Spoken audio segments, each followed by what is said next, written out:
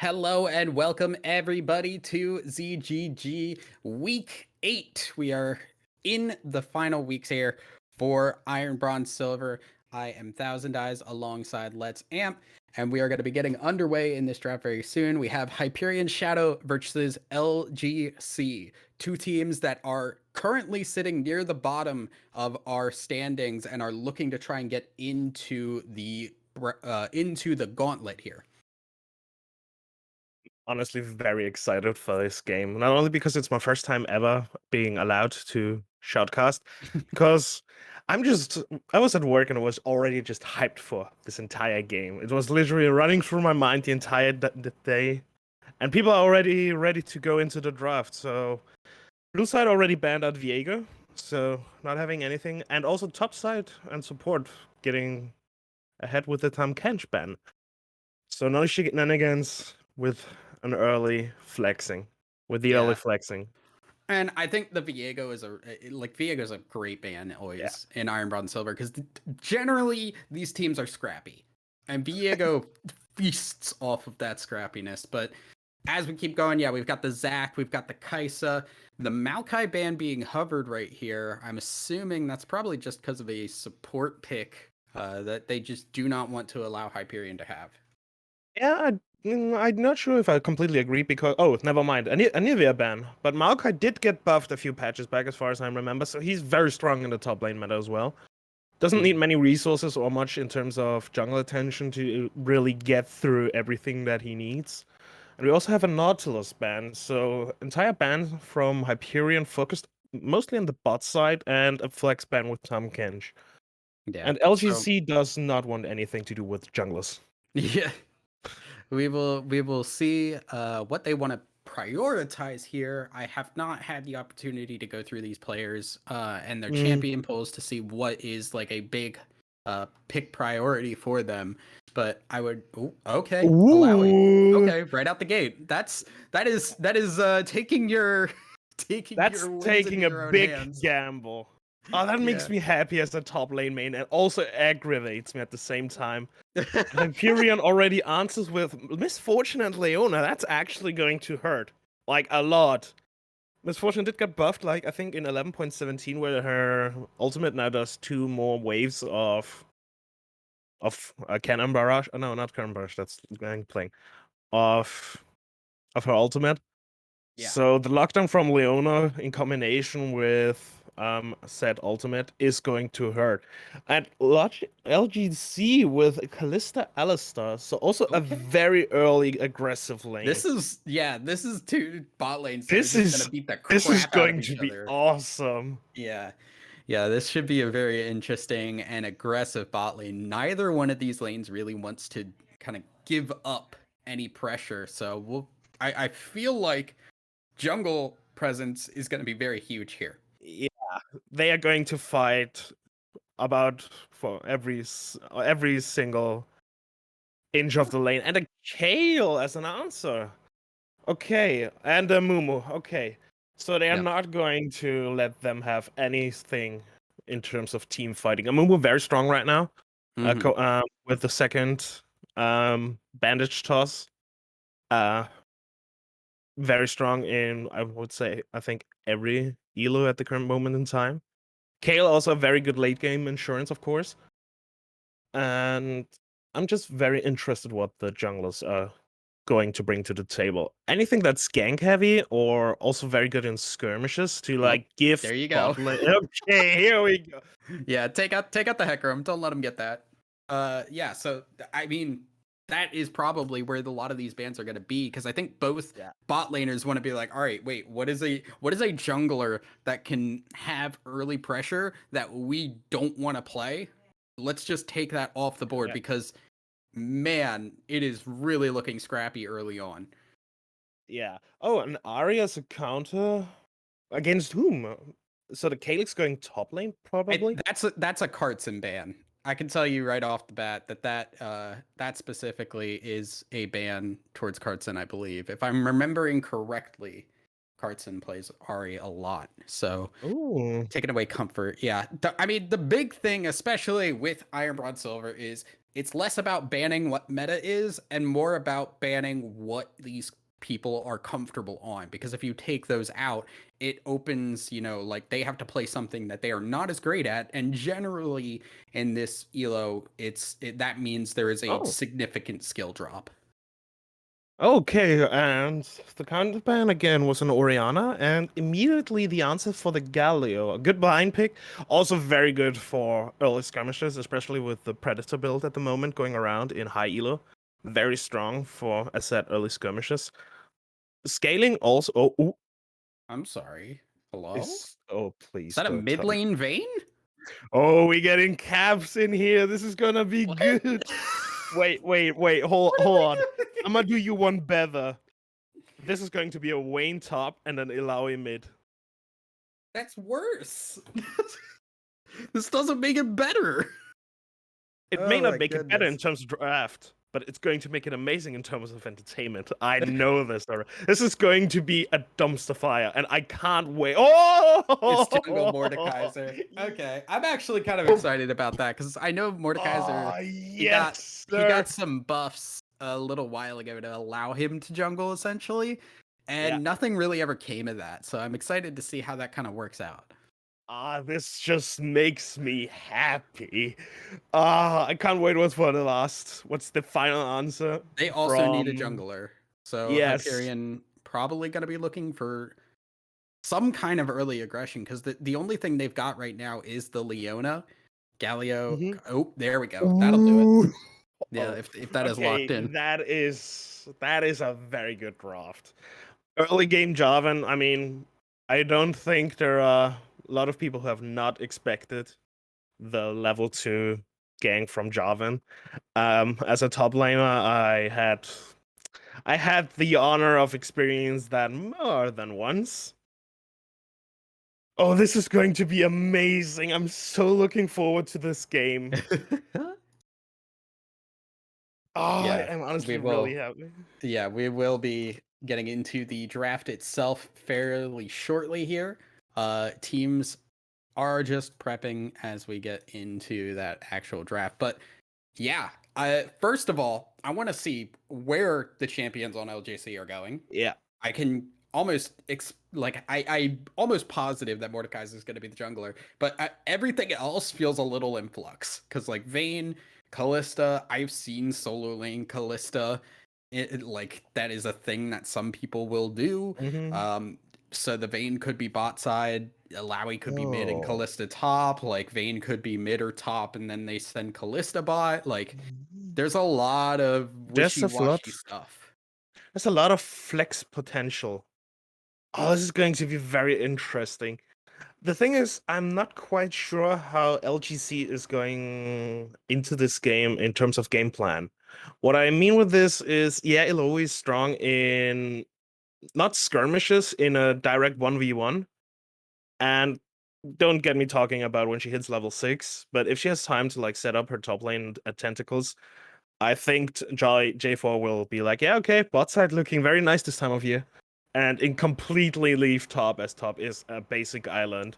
And then it basically comes down if Kale is able to just farm up as much as she can, or if Illo is just going to take over the lane and is going to force some attention. But then again, we also have the possibility that Kalista goes top and Eloy goes mid, and then everything I just said is going to get thrown out of the window. Yeah, yeah, I'm that's so kind of the excited for this game. I love it. It's so good. It's such a silver draft. And I say this with the biggest honor I possibly can. It's so good. yeah. Because it means absolutely nothing. Because I have seen plenty of games where, like, okay, why the hell do we have a Shaker mid lane and he just pops off and suddenly he's 21-7 and nobody knows what he's doing? Except Mhm. for maybe pop the enemy Kalista 5 times. Yeah. As of right now, it does seem like we're gonna have Alawi versus Kale in that top side, which is interesting to me because, like, I don't know. To me, having that range in the top lane, maybe taking that Vayne top and putting Alawi mid against Galio, seems like a bit of a stronger matchup for both sides. Like, Alawi will Mhm. be able to punish Galio decently, whereas Vayne will massively punish that Kale. But regardless, I mean, look, either way, both these top and mid lanes are very LGC favored. And does their composition really do well as we get further on? Playtime's over. Sad. I can imagine that Hyperion's early game plan is to like get that bot lane ahead and trying to snowball it to the rest of the map, and then get the Kayle as high in terms of level as possible. She's the late game win condition. They also have a stronger team fight, also in terms of pick potential. If J4 finds anybody in the enemy jungle, and Galio has his ultimate, it's going to go from a 1v1 to a 1v2 very quickly if they don't get reinforcements. Yeah. I'm just very excited. And also, I don't think I need to say this, but Galio taunt with J4 Cataclysm and Misfortune ult, this is gonna hurt a lot. Because the other thing to keep in mind too is look at the champions that Jarvan can lock down here. Vayne cannot generally tumble through she's not supposed to be able to tumble through Jarvan ult. Mordekaiser, Alawi, those three champs have almost no way. Alawi could technically W and auto outside of it to get out of Jarvan ult, but that's like very dependent. So like there's a bunch of champs that will not be able to leave that, and Galio will be able to get that ult off unless they flash. So like you combine that with a bunch of like AoE, like it is very much that like Hyperion Shadow rather, they're looking to just team fight, right? And they're not, as said, they're not weak in terms of skirmishes as well. The only thing where Hyperion could really take everything south very quickly is if they take Eloy in after she had some time setting up her tentacles and ults with a soul out. I don't think I need to cause any PTSD to pop back out, because I think everybody was like, yeah, let's gank that Eloy top lane. We have 3v1. What's the worst that could happen? Yeah, the triple kill for her. That's the worst thing that could happen. Yeah. Jarvan probably needs to get to top before the level 6 point if that's going to be a gank that he takes. Just keeping going through that, what are you expecting out of the Mordekaiser here? Like, what can he do from a gank perspective? Is he just going to farm up, or what is the expectation here? My first, that's a good question. My first thought would be to rush 6 and then look for picks, because in the early game, yeah, he has his pull with his E and also quite some consistent damage with his Q if he hits it on out of position enemies. But as a jungler at the moment, I am not sure which lane I would go for. Forget bot lane. Leona has a very good lockdown. If Kalista pushes too much and with Alistar, Misfortune and Leona are just going to sit it under the tower until they're level 6, turn the entire lane around. Galio, Vayne, range versus melee matchup. I doubt that Galio is going to have a good game impact if he's not able to get the lane under control. And that's the problem I experience with Vayne in the top lane. She will harass you as much as she can. And it depends on if she is able to capitalize on it, keep the wave pushed in so Galio can't roam. Because, yeah, he could roam, but you're just going to leave the wave back there, and that's going to be a lot of gold and especially experience missed. And Vayne is also, due to her passive, able to rotate faster if there is vision on the enemy. It's hard to say because, as said, I'm not sure what the goal is with the Mordekaiser. Is it his goal to take out one of the 5 team fighters? Then is the question who? If he takes out Kayle, there's still Misfortune with her ultimate. If he takes out Misfortune, there's still Kayle who can just be shielded by the backline with Leona and Galio keeping Eloy, Vayne, Kalista at bay. Alistar maybe is able to make some magic work. If he gets a good headbutt pulverize, he might be able to set up the Eloy for success. But as said, that takes a good amount of preparations, because Eloy without her tentacles is basically just an empowered super minion with Baron buff. Yeah, well, we'll have to see how that goes, because we are going to take a quick break before we get into the game. Don't go anywhere, guys. We'll be right back.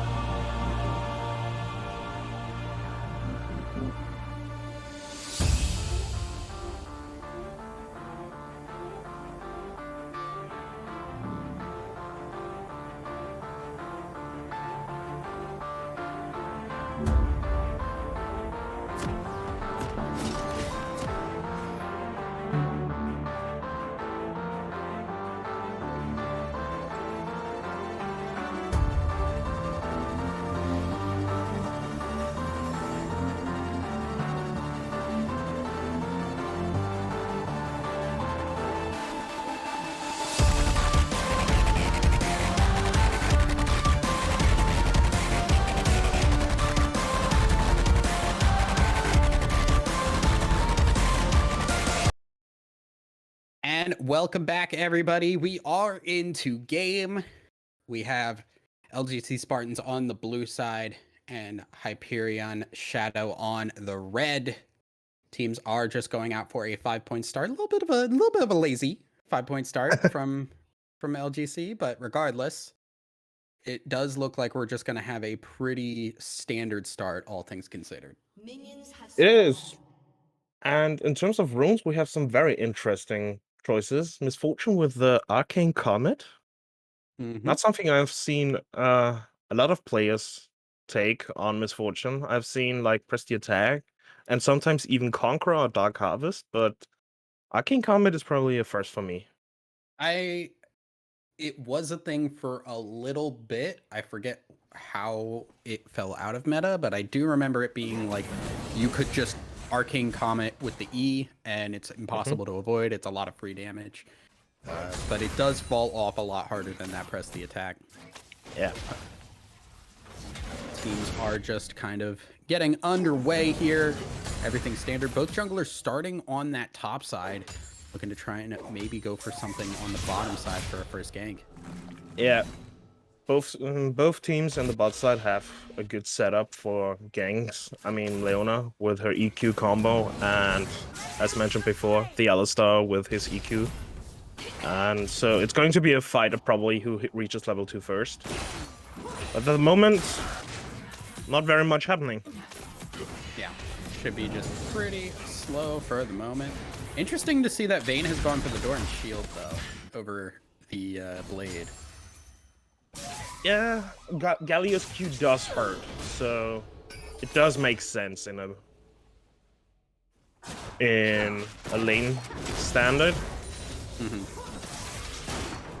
But not, as I said, nothing is happening, and that's actually okay. So we had a lot of talk about bot lane in the beginning of the draft, and currently it looks okay. Top lane already hitting hard. Welcome to Alawi, everybody. In case you weren't aware of what that champion did, there you go. Hurting a lot. But she can... No, she can hold way too much. Nope, we're going back. I mean, I have to respect the Kayle who is not taking anything from her. Just like, yeah, you take my soul. Try to make me regret it.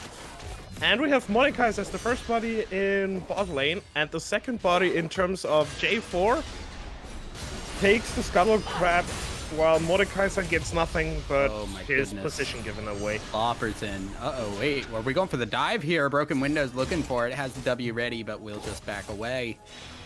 3 minutes. Yeah, but he did get the soul, so if Kayle doesn't pay attention, she is going to go back to base. Oh, speaking of, okay, here we go again. Yeah, okay, I'm pretty sure she's not going anywhere. Yeah, all of the corrupted pot uses have been used from Kayle, and she is just desperately trying to get experience. Wants to hit that level 6 soon. Level 4 so far. And then hopefully Kayle will be able to do something in that lane. Oh, yeah.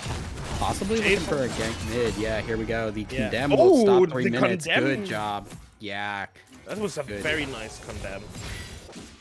And Wayne also got in the Press the Attack proc as well as her silver builds. So she's going to sit comfortable. Yeah, overall, a good start so far for LGC. They've been able to stuff any ganks from 3 minutes, while Cartson has had some pressure to allow for Callista to get a little bit of a farm lead here. Speaking of farm, I was mentioning before, mid lane, mid-range versus melee, and Galio is ahead at the current moment in time, which is very impressive. And he also gets himself a Bramble West. He is... Okay. He's making me so proud. He's playing this so good. Yeah, very smart pick up there. Make sure Vayne cannot get the damage down. Yeah. Bramble West did get nerfed like, I think, 5-6 patches ago. It's not as strong as it was. Well... Still worth getting. Whoa, Cartson, buddy. You are getting a little low there, friend. Ooh. We'll survive. We'll be fine. Gets the dragon, but that could have been a little risky if 3 minutes had showed up. Yeah. Like, ooh, what you got there? That's a nice dragon. It would be a shame if somebody helped himself. Yeah, 3 minutes. But 3 minutes going back top. Oh no! Look what's the no. Yeah, no. this is the no. level 6 Alawi, and This is the level 6 low. Thinking about it, here comes the Galio as well. I don't think they want to take this. This is a little bit of waste of time from Hyperion. The tentacle slapping as well, not doing anything. Oh, but 3 minutes. Just thought, yeah, might as well just check up what Mordekaiser was putting down. So we are just having a very nice vertical jungling here. Yeah, pretty. So Illaoi a bit under pressure, but I don't think that she currently is very scared of any ganks or any type of trouble. Hold up, this is a lethality on the misfortune here, getting that serrated dirt first item. So really trying to all in on this early game. There aren't really trying to get ahead. So it will be a little bit rough, even going into that later game. I'm wondering if she's going to rush Draktar, or is she... No? Yeah, it's possible. Or if she's just going to pick up one singular Ghost Blade, for example, and then just going to go back into a crit build. We will have to keep our eyes on that, but so far, Kale has hit that level 6 point. She's got the range now, able to pressure this Alawi a bit more. This is very nice for Lopperton. Has only fallen a little behind in the CS too, so should be fine going in further. She really is, Lopperton is really putting up the pressure now. Also pushing in quite the big wave, making it very dangerous for the Illaoi to trade in said wave. And then we're looking at mid lane, where both of them are still farming. That's mid lane. That's just what you do in mid lane. You don't... you farm and sometimes go to other lanes to help. But only if you feel like it. Yeah. Oh, okay. Yeah. A Cartson soul grab on the looking... tower. Yeah, Cartson looking towards that top side, but I think Lopperton's out okay. Still has the flash. Yeah, as he also well. has no ult, so... And also 3 minutes is also topside, so if they would try to even attempt a gank or even maybe a dive, that is not go. Okay. Yeah, he mid lane with West. Doorway, yeah. Minami is getting very low, and that will be an easy pickup for Okumo. First blood, we on the board. That was a very nice roam.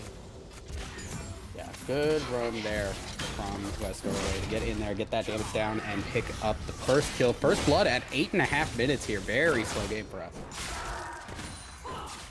Doesn't make it less entertaining. I said I'm very excited for this game, and so far it's going as I expected it to. What I didn't expect is actually how far J4 at the moment is getting ahead. He is 20 farm up on Mordekaiser. Yeah, Mordekaiser doing a little bit of a struggle in this farm department, but Jarvan. Oh wait, when did he take Rift? I didn't even pay attention to that. Cartson just kind of doing his thing. Good Rift Herald though. We'll get a lot of gold on this already fed Vayne. So Okumo's gonna go back with a nice chunk of gold in the pocket. Definitely will do. Bot lane, just throwing spears, being happy to be here. 3 minutes looking for this. Yeah, he's gonna get spotted out. Oh, there it is. There's the Jarvan ult. There is the MF ult. Everything being used. Here comes Broken Windows though. Once the TP in, Oh, no.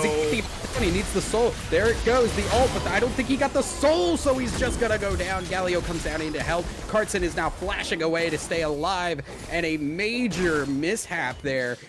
Getting caught out by that Jarvan, and then the teleport from Broken Windows. Nice turnaround by Hyperion.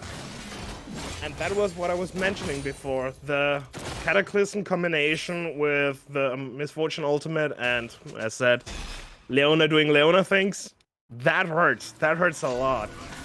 And this is also just going to enhance the damage NoobTube is going to make with this lethality on Misfortune.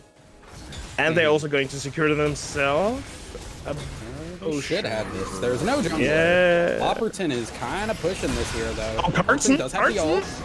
Yeah, Carson should be okay. Women in Steven's gonna flash away, so stay alive. Kalista saw all of the enemies and was like, I'm a head up. Yeah, does not want to deal with that. But so far, it has been a good turnaround. Hyperion able to take advantage of that misplay and do a good job picking up that dragon, picking up some kills. And this Misfortune, which has fallen a little behind in farm, now able to catch back up, does seem to be the Eclipse coming through. Yeah.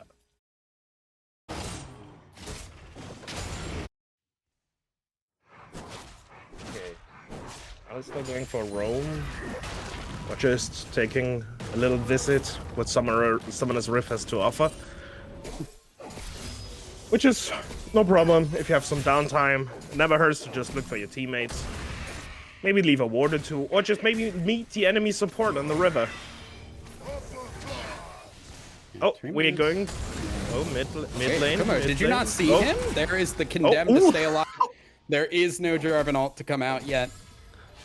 So it will just be the quick getaway from Akuma. Good condemn on that one. Those condemns from Akuma have been on point so far. Very good job on the Vayne mid. Not the normal pick, but hey, I mean, if you're making it work, you're making it work. And now, I mean, yeah, this Kale though, this Kale up in the top side here, 1-0, level 9, getting close to that level 11 point. The fact that this game has gone slow, Hyperion is very happy with when you look up on that top side. I was just wondering, the game slowed down so much that I'm actually wondering what the next play is going to be. But I think there I have my answer. Yeah. Galio is not available for an ulti, so Carson may be able to sneak in. But 3 minutes is, so this is going to be troublesome. Carson does not want to go for this. They should be aware at this point that he has been seen. Yeah. Windows not able to get these crabs anymore on the ranged Kale. There's also no. Yeah, wait, hold on. Carson showing up mid lane. He's gonna grab him, pull him back, hit him with the Q. But I don't think he's gonna be able to do anything more because he's close enough to the tower, able to get away and survive. And 3 minutes is already looking for the counter gang. Oh no. Good day, Muscle. Good day, there is the engage there here. Carson trying to do some damage. Akuma's getting in there. He's getting solo wall procs. Manami is gonna go down. Akuma flashes away. He's going into the arms of a Kale though. Another condemn is coming through. 3 minutes is trying to chase him down. Lopperton's gonna flash forward, and Akuma is gonna go down. 2-0 on the Kale now. Once again, Hyperion coming out ahead. And not the best play. Vayne sadly, Akuma sadly, running in the wrong direction. But it happens. It's okay. Because that just means that Akuma also... Oh, Akuma is currently probably the hope for LGC. It's the strongest member. Okay, no, Kalista has more gold. I just saw that Kalista was just farming up a storm, so I was like, okay, maybe... I'll just retract my statement right here. Kalista looking very strong. That is kind of the big thing here. We have not seen Kalista in any of these fights, really. It's just like watching a documentary because everybody's playing is so slow. It's so cool to just look at. Yeah, well, I think part of that too is just because these teams know what's on the line. Like playoffs is what these teams are fighting for. So they need to be able to play. They don't want to ruin their entire season off of playing too aggressive. Speaking of playing aggression, top lane, Lopperton hitting level 11. Well, she just pinged it. She's gonna chase down this Lowy. Not gonna keep chasing any further. Broken Window's gonna have to play pretty safe here or get some help from Carson. Oh, speaking of help, mid lane. 3 minutes, but Okumo seems to know there's something in the bush. Hold on. Wait, Lopperton. Lopperton could go for this. He has the ult. Yeah, that will be the flash from Alawi. Westorway looking for this mid lane here, but now he's going to go in. Here Meanwhile, comes in the mid lane. Okay, there comes the pulverize. Akamu is trying to stay alive, but the Jarvan is just going to blow him up. And here comes Meltub trying to get some damage down. An easy pickup there for Hyperion Shadow. Meanwhile, Carlson getting himself the second Rift Herald, at least securing something in return. But they are going to be forced to give up that Mountain Dragon.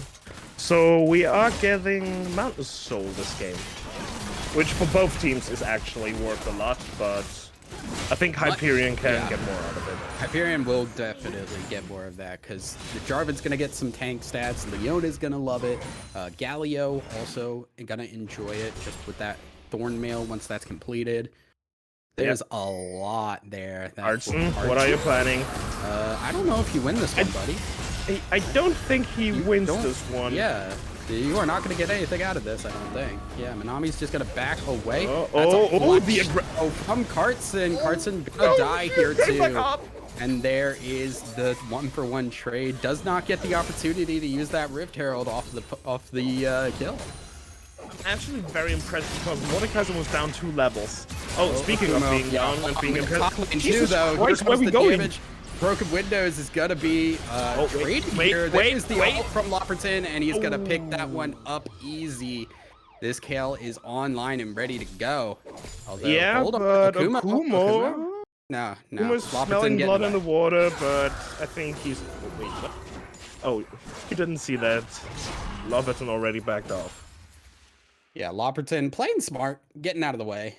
Knows that things are not going to go well if he sticks around.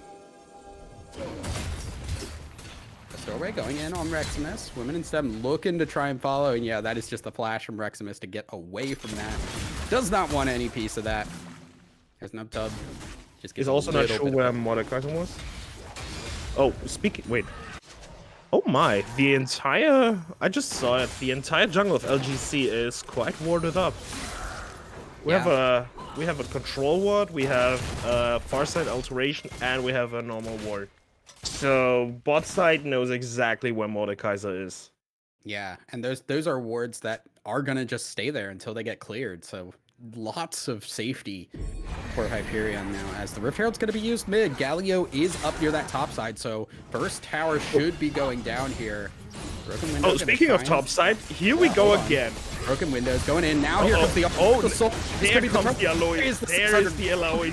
There's Alawi popping off. Cartson fighting 3 minutes over in this jungle there. He's doing a lot of damage. There's the ult you need. He's going to chase him down. Flashes away from the E, but should still go down. And Broken Windows fighting up at that top side. Gets the double kill. Cartson still fighting on this bot side with the help of Westorway, but will just be the 3-for-0 across the map in favor of LGC Spartans.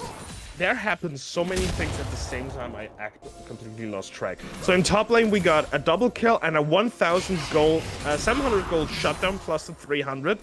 So a good okay.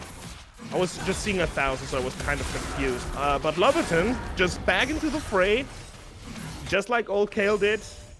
But I don't think you want to just get this. Yeah, this is just a easy pickup. Lopperton, he's got the ult. He's fine. And he got... Yeah. Easy pickup. Okay, very solid. But in the meantime, bot lane counters with taking bot side tower. It's going to be an interesting mid game from now. Towers are down. But there's no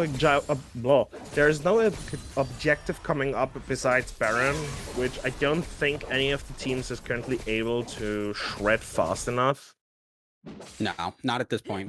Both teams will be able to in the late game. You got Vayne, you got Kale.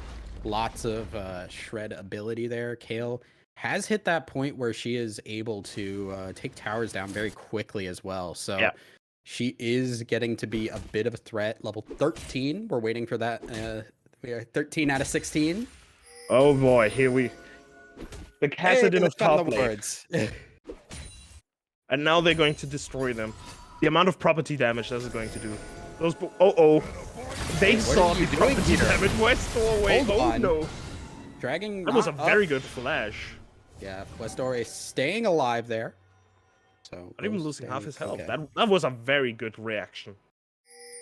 But Hyperion setting up for the next break, spawning in 30 seconds.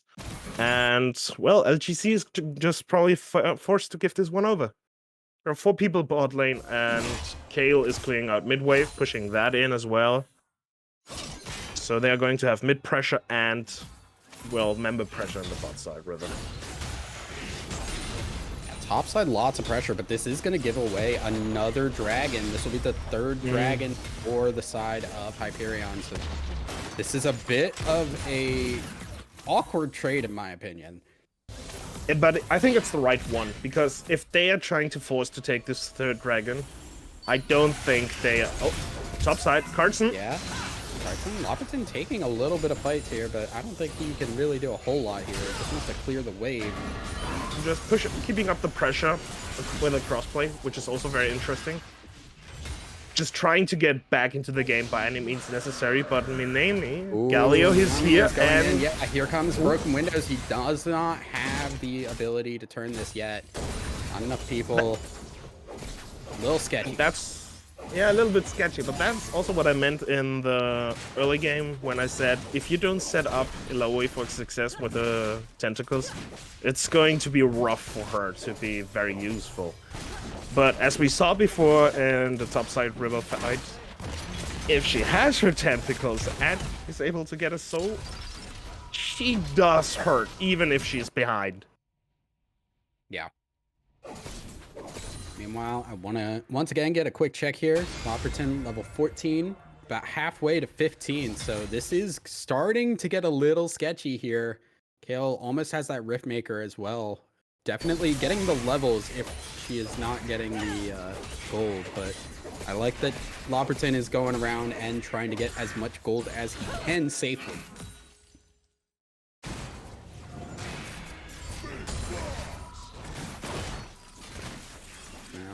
We are just seeing a little bit of push in the mid lane.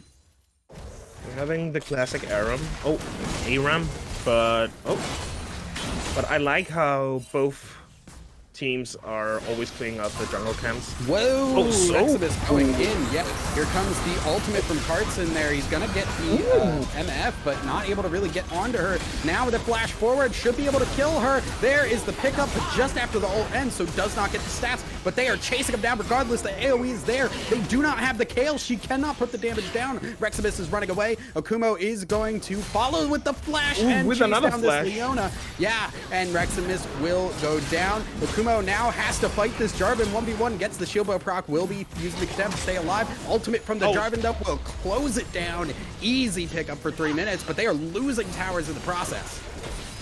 That was an amazing turnaround, but we're not just done yet. Maybe they're able to take down mid lane and maybe even mid inhibitor to really put the pressure up. And I think they are able to. Broken Windows, what are you They're doing? scared of 3 minutes. Wait, they are leaving this. Hold up. They just do not want to deal with this. Broken Windows stayed a little bit too long. Women and Stem is trying to put damage down, but Broken Windows will fall regardless. Lopperton now looking to chase people down as they're... Oh, West away. Doorway, you're on the ropes. What are you doing? He gets the knockup, but he is alone. He does not have friends. Lopperton is continuing to chase. Carson is trying to use the hand to get him away. Lopperton still wants this fight. That's the ult and will use it. Women and Stem does get the damage though, so he's still alive and putting down damage. Women and Stem is still alive. Carson picks up the kill on the Kale. Galio's coming in, and now Women and Stem needs to get out of town fast. There happen so many things at once. This is why I love League of Legends, but with 3 members down, they are not able to, despite 3 members down and Carson as well, I don't think they want to take this Baron. I feel like they, now with the respawn timers coming in, they should be fine. You don't have to worry about the Baron. If Lopperton would have been alive, maybe then, but at the current moment in time, a lot of things happen. Yeah, but we do. A lot of things happen. A lot of things about to happen because we have Soul being available for Hyperion in a minute and 45 1.5 minutes. Yeah. But I am impressed how well they took care of the last fight. with Loppet not there, they were like, okay, there's nothing at the moment that can stop us. And they just went to town with all of it. But they are also Look at the vision, LGC. too. Yeah, they have a very good vision control. But LGC is doing the best, especially West Doorway, trying his best to keep the vision as helpful as possible, because it's still dangerous to go inside to a dark side river. For example, there's a huge difference in what LGC can see and what Hyperion can see. Because if we take a look at the Dragon Pit, Hyperion has only the control ward inside. Everything else is dark. While Hyperion has only the control ward, which is getting destroyed as wait, well. hold on. Broken window. Gonna grab Reximus. And now there is Minami also getting caught. Big MF across all of them. But Broken Windows is staying alive thanks to that major knockup by West Doorway. With enough time also going down. But they're going in one at a time. There once again is no Kale for this fight. And 3 minutes is left alone. Lopperton trying desperately to catch back up, but it is over. The fight is done. And it seems... Whoa! 3 minutes. 3 minutes. Getting up there, but that's going to cost him his life as he's going to go down to Cartson. Broken Windows actually picks that one up, and that is going to be the loss of the soul for another 5 minutes on Hyperion. Reximus trying to get down some vision and paid with his life, and everybody was waiting in that brush. They're like, okay, they need to come to us because we know where everybody is. And they showed that. That hurt a lot. This and could be also a Baron play. It'll be a they bit risky. Yeah. 3 minutes is down for another 15 seconds. They should be able to get this, but they should be able to get this pretty safely. Hyperion, not even checking it. Yeah, not even attempting it. A very good turnaround, but the misfortune hurting a lot. But I have to respect for 3 minutes. So it's like, okay, if I'm going down, I'll take one with you. Yeah, I'm not sure if I could. Ooh, wait, Lopperton getting a little caught out. Cartson gonna get some damage down. Lopperton should be safe though. That mortar hurts. Yeah, I mean, he's 5-3. That's what happens when you get hit by Mordekaiser alone. He is a 1v1 menace. Oh, now with the Hysterics completed and going into the Spectre's call. So is she trying to attempt like? Has to be Spirit Visage. That's all that built yeah. into now. But yeah, Kale now has hit the level 16 point. So she is online. She is a full champion. Congratulations, you have graduated from Super Minion. You're now a custom minion. Don't ask me how the promotion system works, I just live here. Okay. So we see in Hyperion gathering and Galio finishing up his Thorn Mail. But that's actually not that... That's actually not that... Galio not having a lot of gold in his pocket right now. Kind of relegated to secondary support duty at the moment. Yeah. Big thing though is Lopperton right now is with the team. A lot of these fights that we have seen Hyperion lost are because of the fact that the Kale was not in the fight. So hopefully Kale being nearby means that they can, Grab not gonna do anything. They don't want to risk it. Illaoi is split pushing Kumo in the bot lane as well. Oh, Reximus getting hit on the head, being bonked by the hammer. Uh-oh, Lopperton. 3 minutes getting pulled into the zone. Meanwhile, mid lane. Hit by Cartson, getting some damage down in 3 minutes, taking a lot of damage, but should survive. Gets out of the ult. There's a huge Jarvan ult, and they can't get out of it. Gets pulled out of the MF ult by Cartson. Deep in the back line is Minami, and he's zoning away a lot of people. Lopperton on the side trying to get some damage down, but he's in the middle of people too. Mordekaiser's down. He's trying to stay alive, uses that Kale ult, and flashes away. But Akumo is doing damage, goes a little too deep as the Zonias will come through. Lopperton stays alive, but this tower is getting pressured. Women in STEM is shoving it down, trying to take it down. One tower will go down. Nubtub 2-pin getting some damage around, but it's not enough here. 3 minutes going the in. re-engage. Does not have the ult. There is the soul pool, and now here comes Lopperton, full health. He's chasing people down. He's getting gold. He wants some dead, and he wants to keep his Nexus alive. And Hyperion will stay in the game for at least a little bit longer. Lopperton coming in like, okay, I see you killed my family. Prepare to die. Yeah, and Kale also currently the strongest member in terms of levels. I don't know how we can check in terms of gold, because 7-2 on a Kale. It is hurt. highest gold in the game currently. Yeah. If you hit X, you will get the gold. Oh, wow. Yeah. Jesus Lord. Yeah, I mean, we can give... Lopperton was farming it. Now Lopperton is squaring up. He has the most farm, only 100 gold more than Callista. Yeah. But that actually is going to help a lot. Callista also with 262 farm. That just makes me happy. Been doing very well. Another dragon coming up here, 40 seconds. So Reximus 3 minutes. trying to ward. We know what happened last time. Speaking of warding, this time it's LGC going in a little bit more blind. Because they don't know where 3 minutes... Uh-oh. Carson? Yeah. That's Okay. a dangerous Lopperton. game you're playing. Yeah. Uh-oh. Right now, it is just the prep. If LGC plays this slow, LGC wins this. Not because of the dragon, but because there's a huge super minion wave.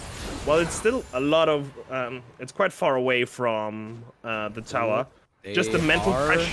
Uh-oh. Starting it. Dragon is about a quarter HP. They don't have vision, and they're just going to give it away. Now they're going in. Oh, broken window. People. Oh, no. And here is Ilawi. It is coming through. Lopperton is fighting this Mordekaiser 1v1. Broken Windows is getting damage down. He got a huge ultimate down. Lopperton is just barely staying alive with the ult, but will fall soon. Nubtub is trying to help out Reximus, but not going to be able to. 3 minutes will fall, has the GA, but most likely going to be going down once again. Although hold up, 3 minutes. Oh, he doesn't get the knockup. Cartson will survive. Nubtub is the only one alive for Hyperion, as Broken Windows and Cartson looking to maybe end the game. A TP Broken coming with the in.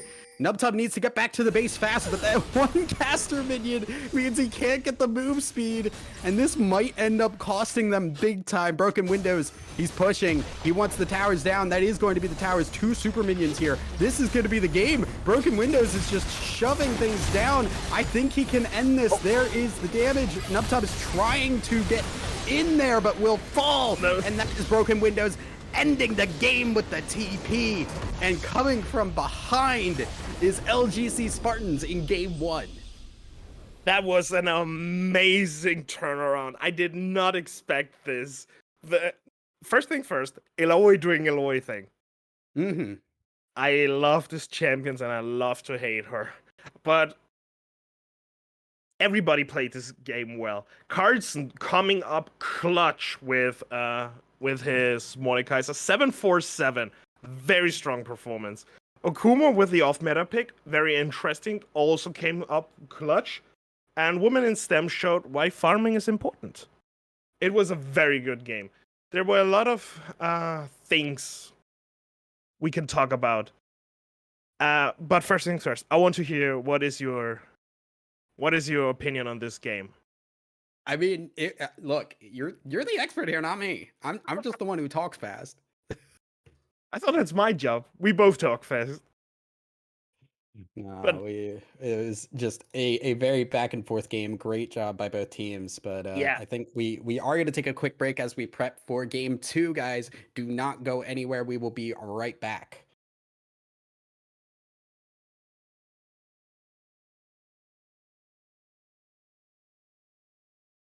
We clear? Are you muted again?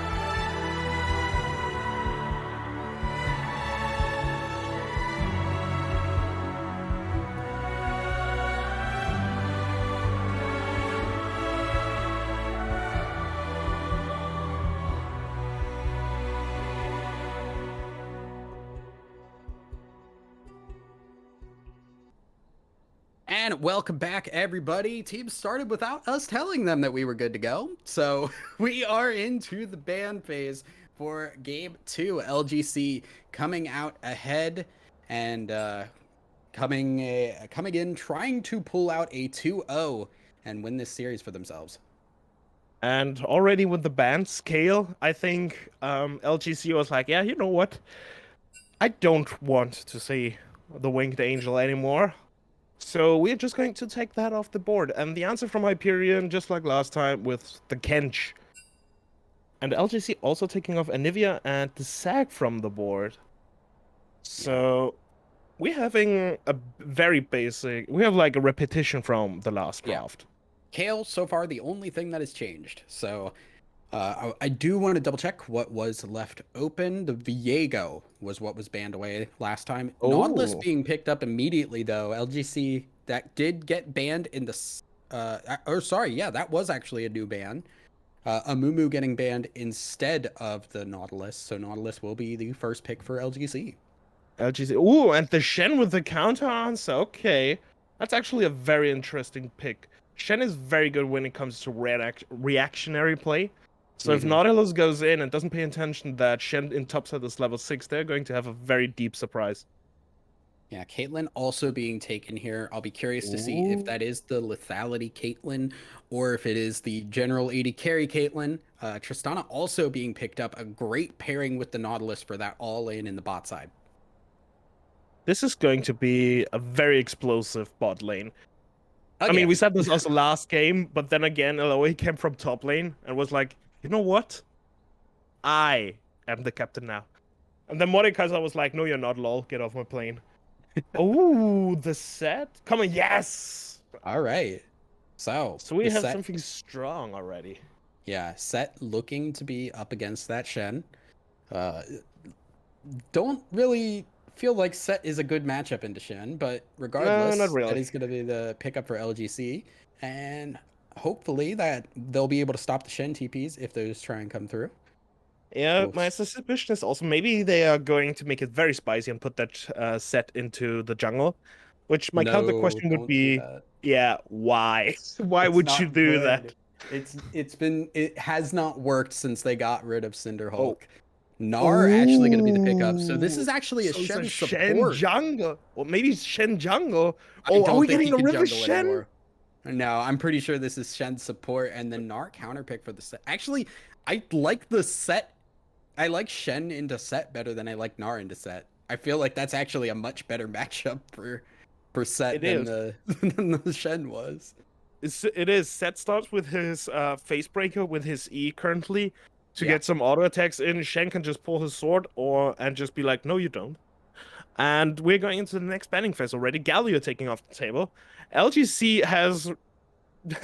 was just accepted of this last game. Like, yeah, okay, we won, but please don't do this again. And also Ahri taken off again.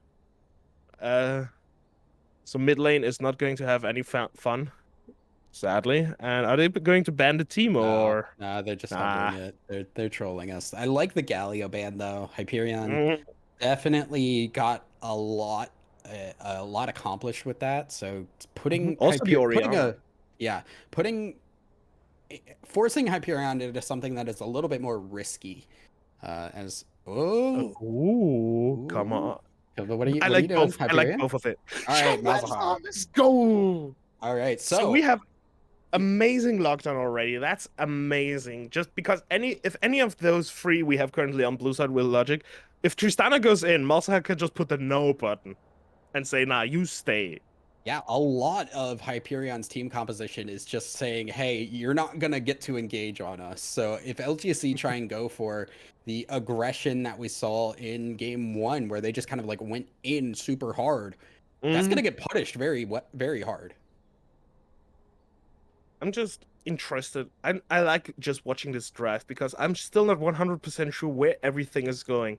As said, I'm still standing by my opinion that Shen may be able to go into the jungle, and Diana is going to go, and Silas. Okay, we have a triple flex. So Seth can go top mid jungle. Diana could, please don't, go top mid jungle, and Silas can go top, please don't jungle, mid. So we actually would have to wait until the actual. There we go. Ooh, Rek'Sai the is the queen, final the pick. queen herself as well. Oh, this is going to be very interesting. So you were right with the Shen support, or they suddenly just pull on World 80 and say no, Masa have support Shen mid. Lol. Please don't do that. Although it would be very interesting to see. I love off-meta picks. It's so good because if you know what you're doing with one of your champions, for example, in one case I had Darius as a support, people were just looking at me in disbelief, but it's actually very cool to play because his E actually has a very deceptive range. So if you are playing your cards right, you actually could play Darius as a support. Please don't do this in ranked. This is a public service announcement. Please do not say, yeah, this dude from Zero to Gravity Gaming casting said, yeah, take Darius support. Please only do this in normal game. Thank you. Yeah, but now we are getting into the actual draft here, and I'm gonna just run on the assumption that things are gonna go as we expect, and it is going to be the Shen or the Shen support, the Gnar top, etc., as well as Diana jungle, Silas mid, kind of going from there. I'm always kind of wary about Silas mid into ranged matchups, especially something like Mouse because so much of Silas's damage and ability to kind of succeed in lane revolves around being able to get that Kingmaker down, or the Kingslayer down, to be able to heal up and do some damage. Malzahar is not going to let that happen easily. Yeah, I was before they locked in set top. I was maybe I had the thought running around in my head that they maybe pick Silas top against Gnar, because Silas against Gnar is the definition from a counter pick. Oh, you need your rage to throw your ultimate. Let me show you how we do this in Demacia. He can just take your ult and throw you around. So in terms of team fighting, LGC has a huge advantage. Like the Diana ultimate, the Set ultimate, the Silas ultimate. So Silas can play either pick or full engage. Take the Gnar, take the Rek'Sai, or take the Malzahar. Even maybe the Shen. I just realized how many options Silas has here. It actually just scared me. It's actually just made me. Yeah, Really just scared me. Jesus there's a Christ. lot of ultimates available here. Almost all of them are solid for Silas to take, but I mean, like I said, one of the questions I do have is just what kind of Caitlyn are we going to get? Is it the general lethal tempo style, or is it going to be that Dark Harvest with the lethality that has been growing in popularity as of late?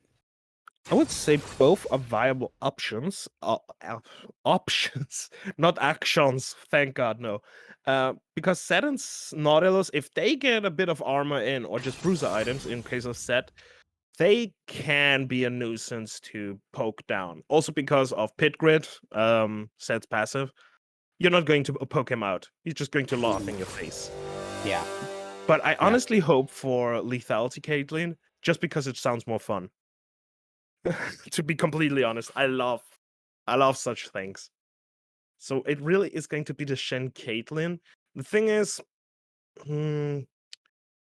how they're going to play out the lane, I wonder. Because Tristana and Nautilus, they want to go in on you level 2. If they get the advantages you, they're just going to jump on you and kill you. Because you're not going to get away when Nautilus Qs you.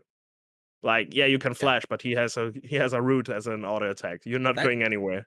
That's kind of the thing that does scare me too, of just like Nautilus's like early game versus Shen early game. Shen, yeah, when we get into team fights at level 6, like he's gonna be really useful. But in lane, Tristana and Nautilus can kind of do whatever they want from an engage standpoint. There's not a lot Shen can really do to protect people. The only way that would be able to also Caitlyn, Caitlyn's Q versus Tristana E. Tristana E has a spread on her passive in this regard. It's also going to be very interesting to look if she's going to just push the lane if she wants or not, or if Caitlyn's just like, you know what, let them push to us and set up Rek'Sai, because Shen's E and Caitlyn's traps are a very good amount of lockdown. I think they can hold her up to whoever is getting caught up in the taunt traps for like up to 2.5 seconds, which is enough times for Rek'Sai to come in and throw you up in the air. Yeah, it's definitely not going to be fun. Rek'Sai probably looking to just play aggressive. Once again, 3 minutes looked Mm, really good on the Jarvan, and Rek'Sai fits the same bill. mhm. Does a lot of the same things, and to be honest, I would say does them even better from a solo carry aspect. So I'm Yeah. very excited to see 3 minutes on this champ and what he's going to be able to do. Cartson looked pretty solid on the Mordekaiser, but the early game was a little lacking. So Cartson versus 3 minutes, this might get a little bit dicey in the early game. I'm very interested. It comes down to where they are going. If they're going to go from top to bottom in terms of jungling, like both starting red slash blue slash Mm, red, and going to bot lane, I honestly don't know who is going to win this early skirmish. It actually probably boils down who either in lane or during the first engage in the skirmish makes the first mistake. Because I think from a neutral standpoint, it can go both ways. Diana, Rek'Sai both have good CC. Nautilus, go figure. Shen, if he gets a taunt off, maybe hard, because then if Nautilus queues in to catch any of them, Nautilus' escape is gone. He yeah. can't go anywhere. Tristana, also with her W, also has a good amount of mobility. So if Tristana buffers it while Shen is taunting, she can turn the tables. That's what I mean with it comes down to who makes the first mistake, if it goes as far as that they are concentrating the resources on bottom lane. But Yeah. then again, Well, top we will. lane. We'll So we'll have to get into that later because we are getting close to that spectator delay. So we are going to take a quick break, guys. Do not go anywhere. We will be right back.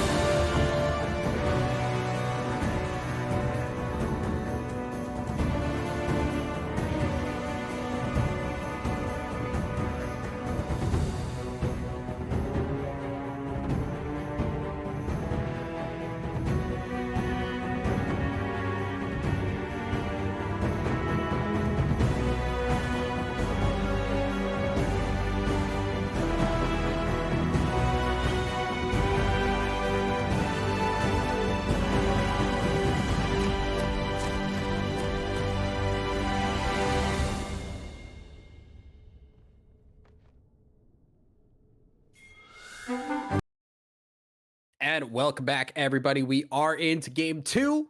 Same team, same sides. LGC on the blue, Hyperion on the red. We have a little bit of grouping going on, maybe a little bit of a spicy level 1 action. LGC taking. Nars late to this. Hold up. They're going to get in okay. Oh no. Oh no, no, no, no, no. Oh no. Lopperton. Avert your eyes. Oh no, the Nar. Oh no. There you go. First blood, easy pickup, and it goes right into the pocket of the Tristana too. So getting a free longsword. Wait. 3 minutes didn't see them. Wait, what? Yeah, I don't think that he did. Knows? He should have pinged if he would have seen it, right? Like, oh no. Oh no. Oh no. Oh no. Okay, now he knows. Now, yeah. God damn it, broken window. Fine. Oh no. Oh no, wait. Oh no. Oh no. Where are you running? Why are you running? Where are you running? Okay. The hell is going on? They are aware that Westoway is still up on that top side. Maybe, I mean, hold up. Weapon and Step could actually throw this if he face checks the bush, but he's going to be okay. And it will just be the trade of buffs going through. Okay. Nara's gonna, okay, Nara should see them leave. Oh yeah, we'll use the smite. Yeah, that will be everything picking up okay, and then yeah, 3 minutes should be able to get that blue buff. Needs to get out immediately though. Quickly, didn't he? Yeah, takes the smite and what are you doing? 3 minutes playing check. Oh yeah. Oh, there we go. Wait, this is a 1v1 that he wins. Cartson is gonna try and fight this, but I don't think it's one you want to take. Here comes Lopperton trying to get the damage. Cartson is gonna flash away, so big win here there. Comes the pincer, but here comes the pincer. Yeah, broken windows now, looking to go in, hits the E, gets knocked up, and 3 minutes should be able to get back away from this. Should have, actually does not have the E, so we'll have to flash out. You just got to flash out, buddy. Hits the knock up. Akuma still level 1. Now Minami, level 2 coming in. There is the Malzahar E, putting the Malefic Visions down. Broken Windows still trying to run away. Hits the E once again. Lopperton jumping forward. Does not have the Q for the slow, and it will be just a trade of summoners. Still only that first blood going down so far. Okay, 3 minutes giving up his flash is going to hurt him more than it does for Cartson. They're still in that jungle. Okay. I was about to say, don't you have smite? Okay, 3 minutes without this, without the flash is going to hurt him a lot because for early aggression, smite, not smite, flash on Rek'Sai is absolutely crucial, just as crucial as my ability to speak the English language. Because if you could tunnel in and people are fast enough to react, It's just some trading. It's just some trading. They're fine. Okay. Yes, but 3 minutes is still. Oh wait. Oh, he's 3 minutes just. Yeah, he's just like, yo, what's up? Hey, how y'all doing? Hey, buddy. Oh wait. Hold on. Cartson is trying to go for the steal here, and he does not have the pressure in bot or mid to go for this. 3 minutes. Oh, he's not checking it. No, he's going for the scuttle crab first. I mean, this. Cartson does not have smite, so he's going to be a bit low. Is Cartson trying to just? Oh, 3 minutes just. Wait, he's stealing the buff. They're just trading buffs. What is happening? Hold on, wait. 3 minutes looking for the gank here. Gonna tunnel underground. Akumo going really far forward. 3 minutes is gonna be tanking, but it does not matter. It is an easy pickup. 3 minutes getting a kill, or sorry, Minami getting the kill. 3 minutes getting a assist. Meanwhile, Cartson having the time of his life. Yeah, okay. My mid lane. Oh my god. 27-8 CS. And Minami is just going to deny this entire wave. That early aggression though. 3 minutes up on the top side. The flash for the knock up. Good jump away from Broken Windows. Will survive the gank, but just barely. A lot of things are happening. Cartson farming up a storm. Oh, Broken Window. You know he was just there. The knockup comes through. 3 minutes going to help get him down, and Lopperton with the boomerang picks up the kill. Broken Window taking a nap. Can't think about what he has done. And meanwhile, bot lane, Carson trying to get something Sure. done. Not getting the opportunity to talk. A good hook coming through onto Nubtub, who's going to use the E, the flash, and the heal to try and get away. Carson chasing him down. Nubtub will survive, but at the cost of all summoners. So where were we? To be I honest, don't even know anymore. I don't really care if I don't have the opportunity to talk, because there's a difference between just one dude talking or 10 people beating each other to death. I think I know which of those two options I would take. Oh, Lopperton getting very low, flashing away at the last second. Whoa! What did he die to? The minions! It has to have been one of the minions. Oh my no, God, he went... broken windows. Gets a little bit of luck there. Not gonna lie, that's a little bit of luck. This Lopperton does go down. And broken windows needed that just because of the farm difference to be able to farm safely and get that gold to match up. So, speaking of farm difference, despite the shenanigans in the early game, both junglers are even. But then again, Okumo, I don't think you want to take this fight. You're down one level. You're down a very crucial level as well. And 26 farm, and Carton being spotted out on the ward. I don't think he cares. Just feeling it. Yeah, he just wants to go in. Good jump away from Lopperton. Maybe. Well surprised. You know, be out here. Yeah, I may be a mage, but I can still throw hands. I think he needs to throw a little more than hands in order to get through this lane, okay? Because That's why he has his clique. He has his gangs of minions with him. He's like, let me show you real push advantage. I mean, he's just bullying Okumo just in terms of farm. This is actually the kind of aggression. Top lane. Broken window. Broken windows. Hold on, getting the interrupt there. Though Lopperton is level 6, he's going to knock him into the wall. That should be an easy pickup. There is the ult from Broken Windows. He's going to hide in the bush and try and turn this one around. Oh, whoa! Almost dodges that one out, but Lopperton comes out on top. Hartson maybe trying to look for a counter gank if Lopperton stays around. 3 minutes also going for the dragon in the meantime. Okay. So basically, we keep us out. Oh, Lopperton? Yeah, he will not hit. Yeah, that should be fine. But here, have a boomerang. Meanwhile, my entire prediction for what was supposed to happen in bot lane was 3 minutes. Okumo. 3 minutes? Oh, okay. Okumo is still level 5, by the way. Yeah, no, he's level 6 now. Congratulations. Yeah, I think he has not had a good time this game.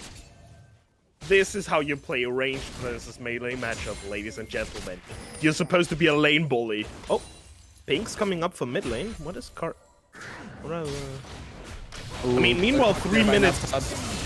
Yeah, they're going a little bit. Nubtub should be able to stay alive. No, will go down to the Ignite. West Doorway actually picks up that kill. Reximus also getting low. Will flash away, but 3 minutes is trying to come around and turn things around. Now, up at the top side, they're fighting, but 3 minutes is the important one here. He's going in. Women and Stab is going to kite it out. Stay alive. West Doorway running interference, and 3 minutes will not be able to pick up the counter kill. Well, I think 3 minutes would have loved an extra level in this regard, because I think that would have been enough to take care of the Tristana. Meanwhile, in top lane, Carson doing Carson things and just taking everything in terms of farm, objectives, and fruit. Broken Window is, he's here. I'm not sure what he's doing here, but he's here. Showing his muscles. Oh, Carson now. Kumo, no. Should be able to get that Malzahar ult. Had the flash up. I was half expecting a flash Malz on that. Actually expecting it as well, but Diana just hit level 6. Yeah, maybe they go for it this time. Here comes Diana. They do not have. There's the flash, the counter flash, but he is very close. There's the Shen. Here comes the Shen. Yeah, here comes Shen. Here comes 3 minutes. The counter Malzahar ult from Minami says mine is better, and that is the pickup of the kill once again on Okumo. So really struggling this game. This Cartson's gonna get bullied out too. And Reximus, at least in this regard, I was keeping up my Reximus, I think you just went into the wrong neighborhood. Oh no! Here comes Women in STEM. The TP coming down as well. I don't know what the TP is for, but Kartson going in on Minami will pick up that kill. There's the ult. Now Lopperton able to pick that one up. I think Set got a little bit too greedy on that. And, okay. I think there happened just 3 different fights in 4 different places. Okay, Minami's dead. Oh, wait. 3 minutes has the ult. Oh, I was really expecting the ult onto Kartson there, but Okuma going in. Nubs up, having to flash away, will stay alive. Okuma finally getting a little bit of aggression down as the Rift Herald is used mid and tower plates are picked up there. A lot of things just happened again, and this is why I love Cosplay. I'm just trying to comprehend who killed who with whom now. And the directed camera jumping around the entire time does not really help. Okay, Reximus... Okay, let's start with Reximus and his counter. This is what I meant when I said that the Shen as a counter to anything on the map in terms of engage was amazing. Okuma's flash on Masaha ult is a prime example because, yeah, you just saw it yourself. Reximus can just push the nah button and just come back up. Okuma pinging 3 minutes. Carson? You are going a little deep, my friend, and you are going to pay for that one. Reximus picks up the kill, and Nubs up having to net away, but you have lots of friends coming your way, Women in STEM, and that is going to be shut down. 3 minutes picking that one up. 3-0-3 on this Rek'Sai right now, and we were talking about how Rek'Sai can be an early game monster in the head. Yeah. And now she is. So, okay, I have to rethink everything that happens, but as soon as I'm trying to organize my thought, probably somebody's going to die again. Okay, let me just reorganize everything. I am already... Okay, never mind. Thank you for Lopperton just starting up. He's gonna hit the ult. Does not get the stun, though, so that means the W does get through. I don't think you want to ult that one in there, buddy. Broken Windows goes down. Lopperton on a killing spree. 4-2-0. Lopperton strong this game. Plays this better than the Kale, and also his wave management is very interesting to look at because he is getting further and further ahead of the set. Already up 20 CS and keeping it strong. While tower plates are the same on everything, on both of the sides. I am not quite sure. Lopperton, I don't think you want to be here. Carson's going to pay you a visit, and you don't. Oh no! There is the ult coming through. Lopperton flashing away. So Kartson does show on this top side, though. Dragon is available, although Rek'Sai is not in position to try and take it. So will not be punished for this top lane gank. Yeah, 3 minutes just clearing bottom down. I think Masaha is going to push it down, push out mid again, and further bully poor Kuma. Never. Lane? I know, it's amazing. Uh-oh. Lopperton does not have the ultimate, but jeez, doesn't need it. Nothing like good all-range damage. Yeah, fighting Gnar in his small form is... It's not the best. It's not the best, because, especially in terms... Is he just going to boomerang him to death? Or just tickle him a little bit? Gnar, if you're a melee champion and fighting against Gnar, you don't want to go in when he's a small one because he can just jump away. And as a chunky one, he can't keep he can't get as much distance as he is as when he is a small one. Because if he hits one of his own champions or own minions, he just doubles the.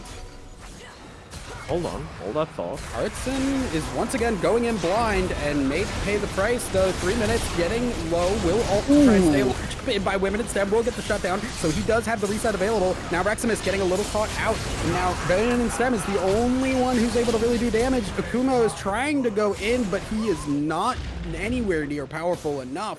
And will fall. Women in STEM just trying to stay alive at this point. It is a 1 for 3 in favor of Hyperion. That should also be a free Drake, despite no jungler being available. Women in STEM cutting his losses and just pushing out mid. Which I mean that is a good call. Like when there's Yeah. 3 people up, you're not gonna be able to pull that one off there, buddy. You have clearly not been in solo queue long enough. But then again, I think you have. Oh, meanwhile, top lane. Yeah, Lopperton 2-level lead on this, and we'll be able to get that tower down. Just chasing Broken Windows away. There is nothing to be gained here. Lopperton is really hard to deal with right now.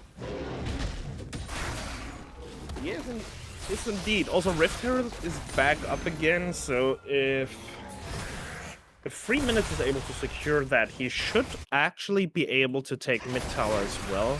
Because, well, Malzahar would just push it in and maybe get it under the 50% threshold. Because bottom tower for blue side is way too healthy. So if he is able to get the Rift Herald, he could break the map open even further and just basically waltz into the... Oh, Kumo, buddy. oh Kumo. You can't just Ian like that. He's gonna hurt you. Well, at least he has the tower to be his Yeah. friend. Or let me rather say whatever the hell is wrong, or whatever the hell is left of said mid tower. And here is 3 minutes thinking about the shenanigans. Carson is up. Gnar is not here yet, and he is also mini Gnar.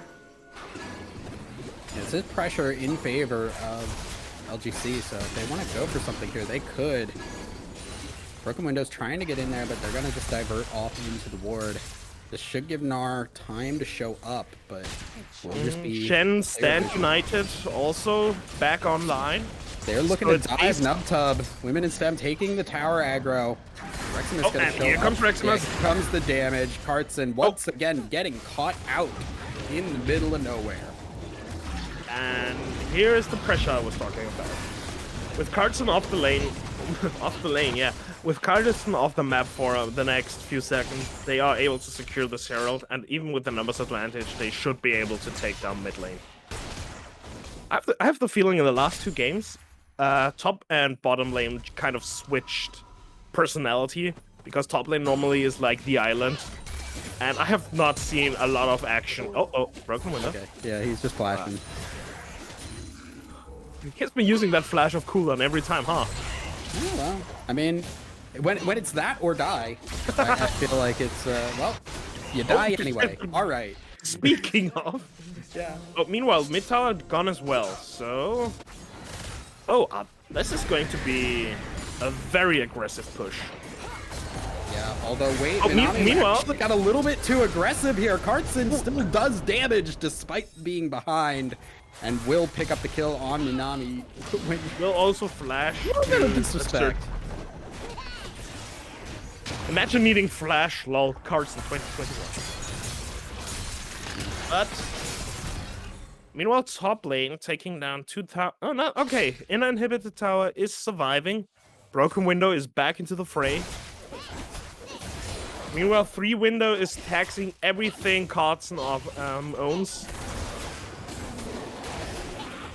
Yeah, Cartson is on this bot side though, looking for a gank. I don't think they're gonna get anything. They Nope. just need to get this tower down so women in STEM can leave. Yeah. Enable the Tristana, get her on the map, and at least try. Uh-oh, broken window. There's goodbye. Yeah. This poor man. This is this poor half-furry man. This is a certified top classic. Ah. God, I love to hate this game. Oh, Carson? Okay.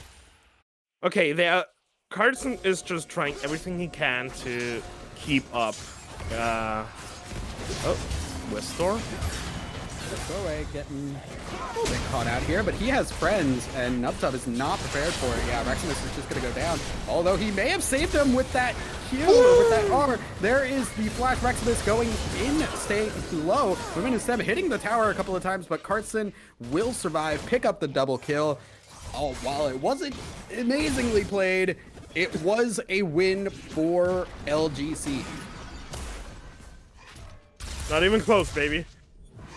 I mean, I was about to say, okay, Carson, I don't think the Gromp is that important, but he got the Gromp and got himself a deep diver, a tower, and a ranger from Piltover.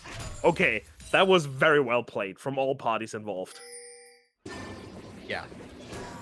From blue side, maybe I should add. Yeah, macro wise was very intelligent. Just get up in there and punish the fact that Reximus was alone. Nubtub Broken not able to window. help. Nice. And he's there like is a broken window just got tickled once by the space, and half his health is gone. He's set. He'll heal up. Because another Yeah. dragon is going to go down in favor of Hyperion Shadow, putting them on soul point. Their soul will be available at about 25, 30 seconds. Carson, I don't think you want to fight this. I mean, okay, yeah. love it. Oh, and whiffs the ultimate. Reximus coming in clutch with that Shen ult. I think if that Rek'Sai ult had not come through, the Shen ult would have been necessary. Yeah. Anyways, Reximus is on the field now. Okay, how are we looking in terms of money? Very bad, if we are being honest. Hyperion up 10, more than 10. You dumb poor people. Stop me. Okay. Oh, yeah, engage. Yeah, set going down once again. Not having the best time. Oh, Lopperton. I appreciate the aggression, but nope. Hold on. Oh wait. no, 3 minutes. Here. 3 minutes. Women in STEM is the powerful one. West Norway wants to try and get this root off, but Women in STEM is getting rushed down by Minami. The ult will come through, and that is the Tristana down. Yeah, and West Norway trying to fight this one alone, but you are not somebody who can do that. And here comes the sniper from Downtown Avenue. Akumo just showing up saying, guys, where'd you go? Women in STEM, having a good laugh. Be like, yeah, I can take this. Until he couldn't. It was looking good until Minami was able to push away that Tristana. Yeah, and just ulted it down. Was actually not. Whoa, 3 minutes going 3 minutes? very deep in. Uses that stopwatch. Will stay alive. Here comes the Gnarl from from Akumo as well. But Set trying to do something, but the damage is too high. Women in STEM trying to kill 3 minutes. Will jump in, get the jump down, will get the kill. Reset available. Shutdown going over to Cartson once again. And there is the grab, the root from West Norway. Cartson going very low, will not survive enough to get that damage down from the ult. And West Norway going down. Women in STEM jumping forward to his death. And now Lopperton will just charge in with the rest of his team to take down this Nexus. Okay. Cartson's attempt on taking that down. I have to say, the attempt was there, execution sadly, due to health reasons, not that proper. But I don't think they are able to end the game just yet. Because as you can see, respawn timers are very low, so I'm pretty sure they're just going to crack open the base a little bit more. Yeah. Yeah, are not able to take down the last inhibitor. If there was a stopwatch there, the Diana would have been exactly. crazy. They just did not have the health to survive long enough. Nar also finishing up his thornmail. And also switching to far side alteration. Somebody has learned from brush checking. And Shen just said, you know what, guys? I'm a good boy. I have saved like 3 people. So I will just tax this red buff. This is mine now. And this scuttle crab. Oh, what?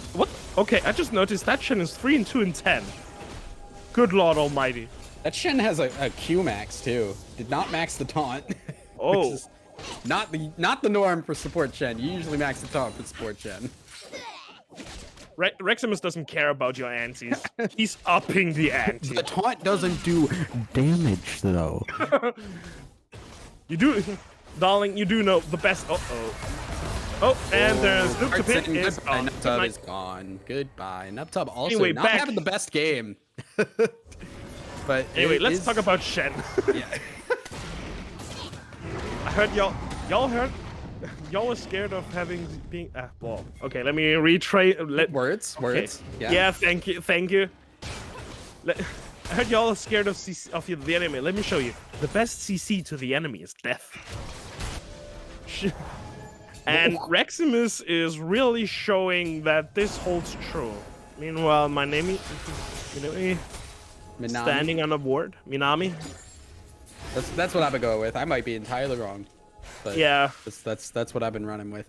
Right now, the biggest thing that Scar Ward, unfortunate. The biggest thing that that LGC are dealing with is just the fact that they cannot get their waves out of their base. They are very unlikely to safely move out. They are able to do so now because mid is pushed and they're clearing out some vision. Kind of just stopped taking that control ward for some reason. I don't even think that the control ward spotted them out. Yeah, and now okay. Lopperton maybe pace checking here though. A lot of people, he is very tanky, but he's still mini. Here comes the Shen ult. He's gonna stay alive for a little bit longer, and the Shen will come through. Big Tonk. Lopperton is still alive now. Will get the transform, and now we'll be able to hit the Gnar ult into multiple people, into the wall. Maximus stays alive. Finally, Lopperton goes down, but how much time did he buy? Carson is still getting some damage. The resurrection is coming through from the GA. Carson is alone on this. His team has gone down, and now he will fall as well. A triple kill for Minami, and the base is going to be the target. Oh, that was amazing to look at. Lopperton just went like, I think you misunderstand. I am not locked in here with you. You're locked in here with me. He bought so much time, but huge credit to Reximus with his reactionary play on Shen. Personally, my MVP of the game, I think Reximus is definitely the passive carry of this game because his ultimates really... Oh, wait, they're not focusing Nexus. Hold up, broken window, going down, best doorway, also going in, trying to stay there. Oh yeah, this game's done. Here comes the all 3 minutes, may go down, but he does not care. He's got the Nexus going. Minami saying, guys, please, the game. That's the important thing. And he will close it out as that is 1-1 now, tied up going into game 3. We are going all the way. This just makes me happy. This is exactly what I wanted. Yeah, so as we are going to be, I am excited. The lanes definitely seem to struggle this time around for LGC. They just did not seem to know how to handle the fact that Gnar and Malzahar were doing so well. And just Carson, while he got a lot of kills, I feel like a lot of them were just he got gifted them, and a lot of times Carson was also the one getting caught out, being too far up without that pressure. Yeah, speaking of pressure, top and mid lane, Okumo and Broken Window did not have the game of their lives, but that should not discourage them. That was just very unlucky. I'm very sure if they all just channel their inner powers once more, everything is still open. We are 1-1. We're going to the third game, and I am a little bit just excited, about how this last game is going to be. I'm just so looking forward to it. Yeah, but we will get back to that in just a second as we take a quick break to get ready for game 3, guys. Do not go anywhere.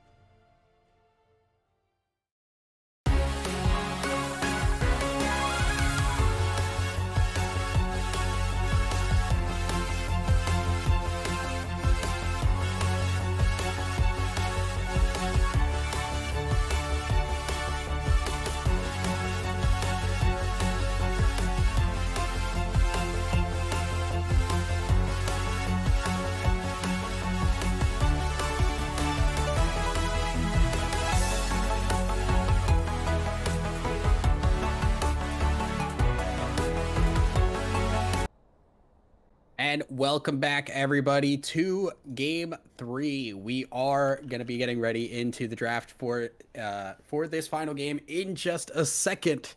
As Hyperion Shadow able to pull things back, pulling it back to a 1-1 score. Game 3 for the win. I don't know off the top of my head the playoff implications of this, but I am almost positive that it does have some.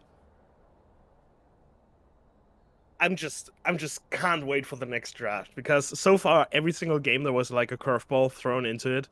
Like in the first game we have an Ilaoi instant pick, which kind of surprises me. Then we had the Rek'Sai pick, which is kind of something very rare for me to see. But then again, I play EU West, and I don't even think junglers in EU West below Platinum know that Rek'Sai actually exists. And yeah, you're laughing, but I think in the last 500 games I've played, I saw her. I think in the last 1,000 game I've played, I saw her maybe once. And yes, it was a Smurf. And we're getting into draft. Yeah, we are getting underway to draft. Are we going to see the Rek'Sai ban, or is that going to get through once again? Both teams, same sides once again. They do not want to give up these sides, and it is just going to be LGC Blue, Hyperion Red. I have to imagine that Rek'Sai is not going to get through again. Well, if they're banning out Rek'Sai, they will just be like, okay. I mean, we have Viego, we have Kale, we have J4, but we don't have Zac, so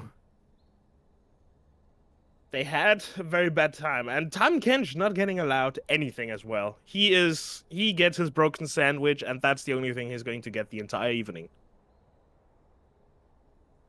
Yeah, as I'm just really surprised that they're not like, all right, we need to get rid of that Rek'Sai, because I feel like to me that was a major problem. Maybe the Gnar as well. Part of me is just like, don't blind pick set like that. Well, I guess it wasn't a blind pick. They expected the Shen to be top, but that's also not a great matchup. So like, to me, the set pick really messed with things, as they are looking like they're gonna ban that Rek'Sai away. No, they're gonna the 180. Yep. All right. Rek'Sai, my favorite frozen bird. Wait, you have several? Look, How'd you have gone now, huh? Oh, okay. Oh, They may Kai's actually good. be banning the Shen, actually. So they see the value. Yeah. That does mean that they may not get baited like they did last time. Of the Shen being picked, thinking it was top, picking the set, and then getting the Gnar as the pick against it. Oh, nope. Or nope, they're gonna bait me again. Maybe this is why we don't talk about hovers. That is a general casting rule, and I'm breaking that very hard right now. I'm pretty sure they are in the stream right now. They know. Like, okay, how can we best confuse them? Yo, Shen ban. I mean, after they saw everything, I'm pretty sure they are just going to let the Hecarim go through draft. Like, okay, Horsey fast, but can he do what Rek'Sai can do? And this is why she's Queen of Shurima. And the Amumu ban. The Amumu will be banned. Not now. So... The Nautilus is still available if they want to take it. So we might see a little bit of a run back here. Grabbing LGC might grab that Nautilus again, but depends how much they value it. Or I'm not. We don't talk about hovers. We don't talk about hovers. We don't talk about hovers. That is why we don't talk about hovers. It is actually the Yasuo first pick here. While it hasn't been banned or picked at all, they somehow want to first pick it this time, which is just blowing my mind away. Yeah, Nuptube is like, okay, boys, run it back. Okay, run it back. Yeah. Oh no, the wind. I'm sorry? Please don't meme it that hard. That's locked in. That is Yone and Yasuo together. Please don't put them in bot lane. No. Please don't meme. Okay. Here's what's gonna happen. Here's what's gonna happen. It's gonna be Yone mid. It's gonna be Yasuo top, and it's gonna be terrible because they're not gonna have a tank. I mean, they have Nautilus. That's okay. If Nautilus does not have Aftershock, Nautilus is not a tank. He just dies in fights. Take this from somebody who's played a lot of Nautilus, and I love this pickup. There we go. The Rammus pickup. You know what the Yasuo and Yone are going to be. Unless they swap to an AP bot laner, Rammus is going to be massive here. Oh no, this reminds me of one of the best games I've ever had in the entire career of League of Legends. I was picking a Rammus into an all AD team. Like, top lane was Riven, jungle was a J4, I think. Mid lane was Yasuo, and that Yasuo hit his early O10 power spike real quick. The amount of hatred, it wasn't even like disrespect, it was just pure, unadulterated pain and hatred for my entire existence. I was actually impressed. He was just like, why do you hate me, father? Yes, but Rammus into this is the definition Oh. of a counterpick. Okay, here's something that's confusing me. Ilaoi is the second band after the Mordekaiser instead of the Diana. My Because assumption is to me, you want to take away as many AP junglers as you can against Rammus. my favorite AD jungler, Eloy. I think it's just like sometimes you're like, okay, we should maybe play for the draft and ban maybe one more AP. But then again, there's the question, okay, I don't want to play Kale. Let's just say in this assumption, like in the first game, what can we ban just to level the playing field a little bit? I can't deal with Eloy. Maybe that is the reason that she's getting banned out. Yeah. And speaking of AP, here goes the Malzahar. So this is going to be interesting. Wait, okay, Malzahar ban is actually not that. It's actually a very good ban. Yasuo and Yone are Yeah. both very mobile. Yeah. Oh, speaking of mobility, I love this Lissandra. draft. Holy crap. I Ooh, am this is gonna be loving this cool. Hyperion draft right now. They're playing this by the rule book. It's amazing. Lissandra also kind of coming back into the meta over the last few weeks, also from previous of our streams. Oh no. I mean, okay, so the thing though is like the Lissandra pick specifically against Yasuo and Yone, who want to really get melee range on you. That is huge. On top of the Rammus being a problem, like the Shen is going to be a problem. I feel like it is a lot of counterpicking yourself here. You knew the Shen was a possibility and you didn't ban it. The Rammus kind of okay, yeah, you kind of got just baited into that, but like I don't know. I feel like this is why you don't blind pick these two champs immediately. There is the possibility that we both are getting baited again because Malphite Gragas. This is a Yasuo Yone dream. Okay, I have the feeling Rammus is going to pitch a tent wherever Yasuo is going. He's not going to let him ult once. But Okay. speaking This of does- AP, Yeah, this does mean the Yasuo is probably bot lane. yeah, now that you mention it, true. So Malphite is maybe going top, maybe just flipping the rule books completely and going AP Malphite be funny, because that will actually just like Rammus can't be a nuisance if he's dead. Because yeah, Rammus' shtick is to just build full AD, Silas, and Silas. Wait, Silas top, cool. Yeah. What I was saying, Rammus' entire shtick is building AD defensive items. So if Gragas and Malphite are like, yeah, you know what? No, we have AP damage, and if they're fast enough, they can just completely obliterate the Rammus before he's able to just throw up his shield, which only. I'm gonna go out on a limb. I don't think that this is gonna be full AP Malphite. I think it's just gonna be regular tank Malphite.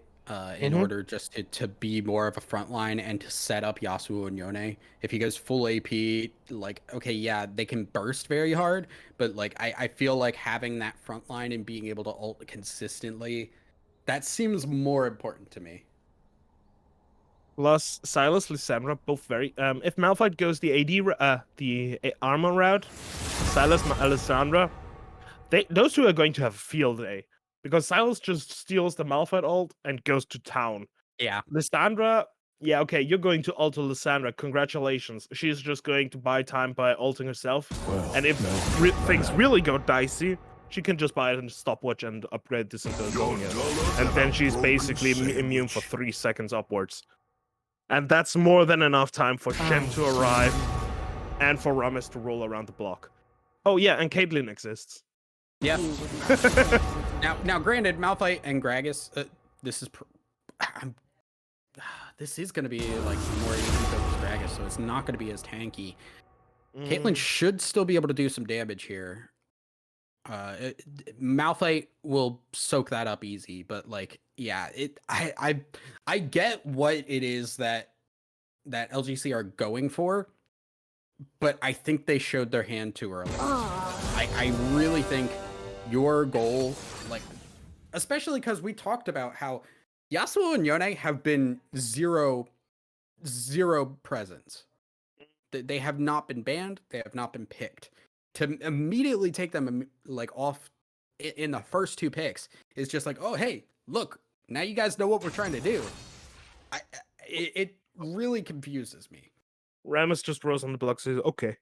So I have two options. Either they really. Wait, what?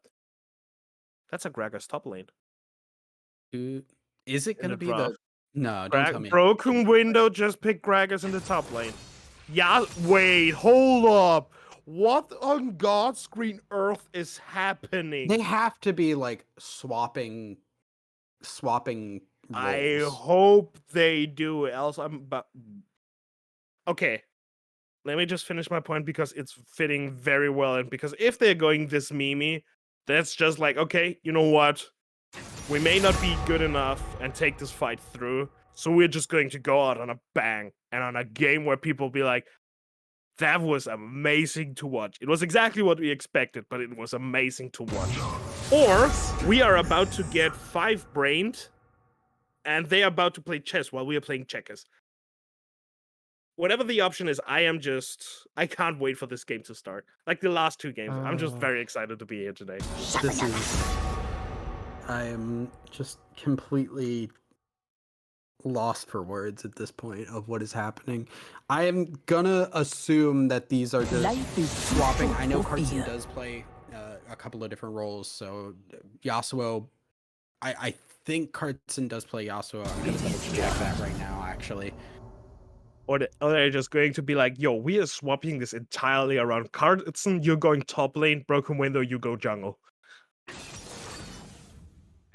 Yeah, okay, Carson has played the Yasuo bot lane. That is a thing that he has played. And Yasuo and Yone are his top two champs. So like there is like precedent there for that, and it is not jungle. So I don't even dare saying anything. Yeah. And Because- Women in STEM does have the Yone as well. So there is precedent there for that, and I really think what they're doing is they're swapping things around. I'm gonna really hope that it is the Gragas jungle. You know what? I will just counter that answer and say, please not. Just Malphite mid, Yone ADC, Yasuo jungle, Gragas top. Let's get it. Just go to town, son. I am at loss for words, just as you are. And I think we're going to collect our thoughts until we are loading into the game. Yeah, just we try to make sense are of just gonna take a break and try and figure out what the hell is happening. We will catch you guys once we are on the rift. Do not go anywhere. The final game of the night coming up just after this break.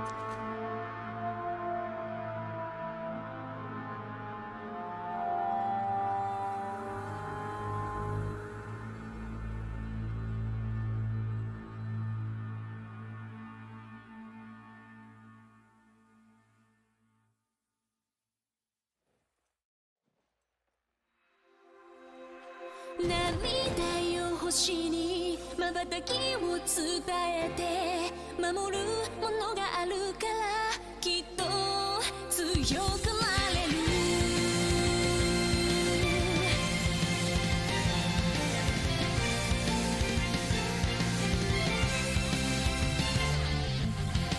語るべき言葉なくした星の守りでは時の果て夢の果て闇に立ちすくんだ風を呼んでみたんだ空に向けて誰かを呼んでみたんだ光求めたソリチュードかすかなレゾナンス確かに届くロマンスそんな流れ星たちを抱き留めた明日が見えなくだって乗り越えなくちゃって奇跡の奇跡描き未来へつなぐ Growing High 心のフォトンが銀河にこぼれて道を強く照らす Burning Bright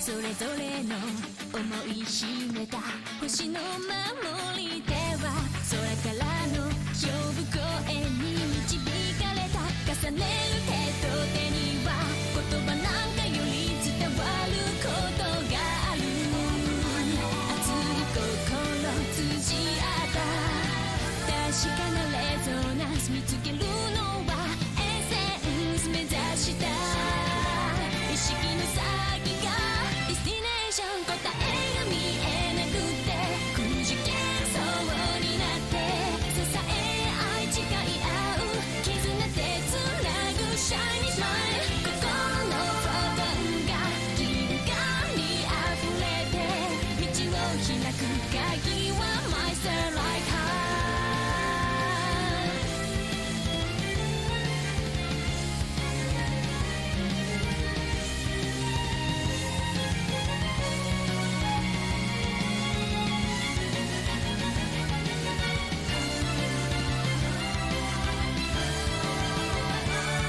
明日が見えなくだって乗り越えなくちゃって奇跡の奇跡描き未来へつなぐ Growing High 心 Welcome back, everybody, to Game 3 of LGC Spartans versus Hyperion Shadow. And we were all wrong.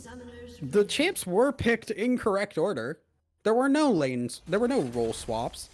Kartsun is jungling Yasuo, which is a decision you can make. If it's In a this good video one, it's game. up. If it's a good one, it's up to you. But we also had some time to now take a better look at the draft, and I also took a bit of a different stance in this entire thing. If we assume, my current assumption is if Okumo and Broken Window take the tank route and keep the game in a neutral state, their team fighting is actually disgusting. Hyperion has a very good pick comp. Rammus, Lissandra, Shen, as well as Caitlyn. They're good on single target focus. If a Yasuo goes into the jungle and just gets seen by a Rammus, he's dead. Like, there's nothing about it. But in a direct 5v5, Gragas ultimate, Malphite ultimate, Yone ultimate, Nautilus ultimate, that's a lot of CC. That is going to hurt. Yeah, it is. It's just, can you get to that point is the question. Because Yasuo does not, to my knowledge, have a very great clear. Yone bot side against this Caitlyn is gonna be a little rough. We do see a little bit of a lane swap. Minami is going up in the top side against this Gragas, and it is going to be the Sylas against the Malphite. It's not going to be a fun time, and these champions specifically do counter what LGC have put together. You know, going into these fights, Rammus is going to do whatever he wants. As said, Rammus doesn't care about your feelings, but he's okay with it. Okay, first big trade from Lopeton versus Okumo. And Sylas coming out on top. Meanwhile, Minami playing it very slow. A good slow push. Just putting it out on the Gragas' tower. No, odd lane. Right, getting a good grab. Good taunt, though, on women in STEM. The trap does not And mid lane. Lopperton getting very low. Reximus having to get the heal from Nubtub. So that is going to be a heal in exchange for the Ignite and Exhaust on women in STEM and West Doorway. Mid lane, Okumo definitely getting very low. And hopefully looking for some help coming up soon. Yeah, also all out of corruption potions. And Lopperton still having one cookie left, as well as one pot. Oh, Ram is coming in. Let me give you a hug. And he's level 3, and he has Ignite. Yep, that's the And first he one. just... Oh, 3 minutes? Okay, Yeah, okay. he is. Does he get reinforcements? Yeah, Oh, he's got the smite. He's fine. Oh, no. Meanwhile, Minami, yeah, okay, I know you're fighting, but I see you good. You don't need no help. Do not dive that, Minami. Do not get greedy, buddy. He would be able to do it, but... Okay, never mind. But, well, Ram is just pulling up on the block and let that Ignite bang. Welcome to Detroit. Why did I imagine Ram is from Detroit? That actually is well entertaining than I thought it would be. Well, that's called night. That's called sleep deprivation, ladies and gentlemen. And Rammus, in the meantime, getting both Scuttle Crabs and leaving Yasuo with nothing. Yeah, now... Rammus is gonna do what he wants, man. This is... Yeah, he's gonna have a field day. Oh my goodness.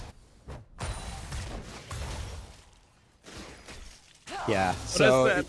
Like, here's the thing, though. There is setup for Yasuo in all of these lanes. There is knock-up. There is knock-up potential in every single one of these lanes. So that is something level 6 that will be a bit scary if Rammus is not around. Oh, mid lane. Ooh, that hurt. Yes. Despite the first smack into the head, I'm still very positive. Wait, I think because Carson? Yasuo.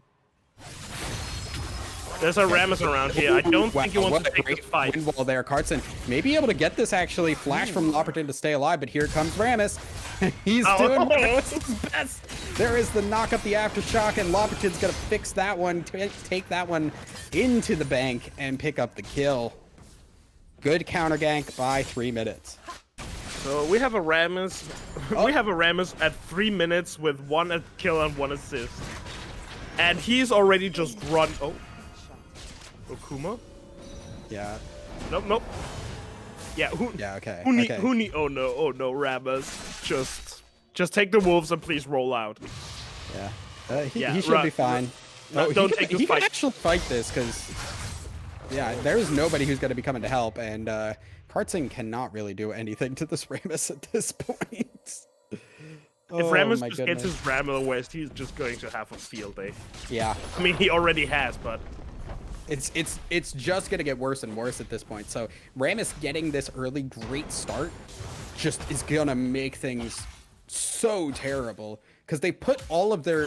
Here's the one thing that I really dislike about the composition, and granted, this is like... I'm play-by-play brain right now, so I'm not the best, but like...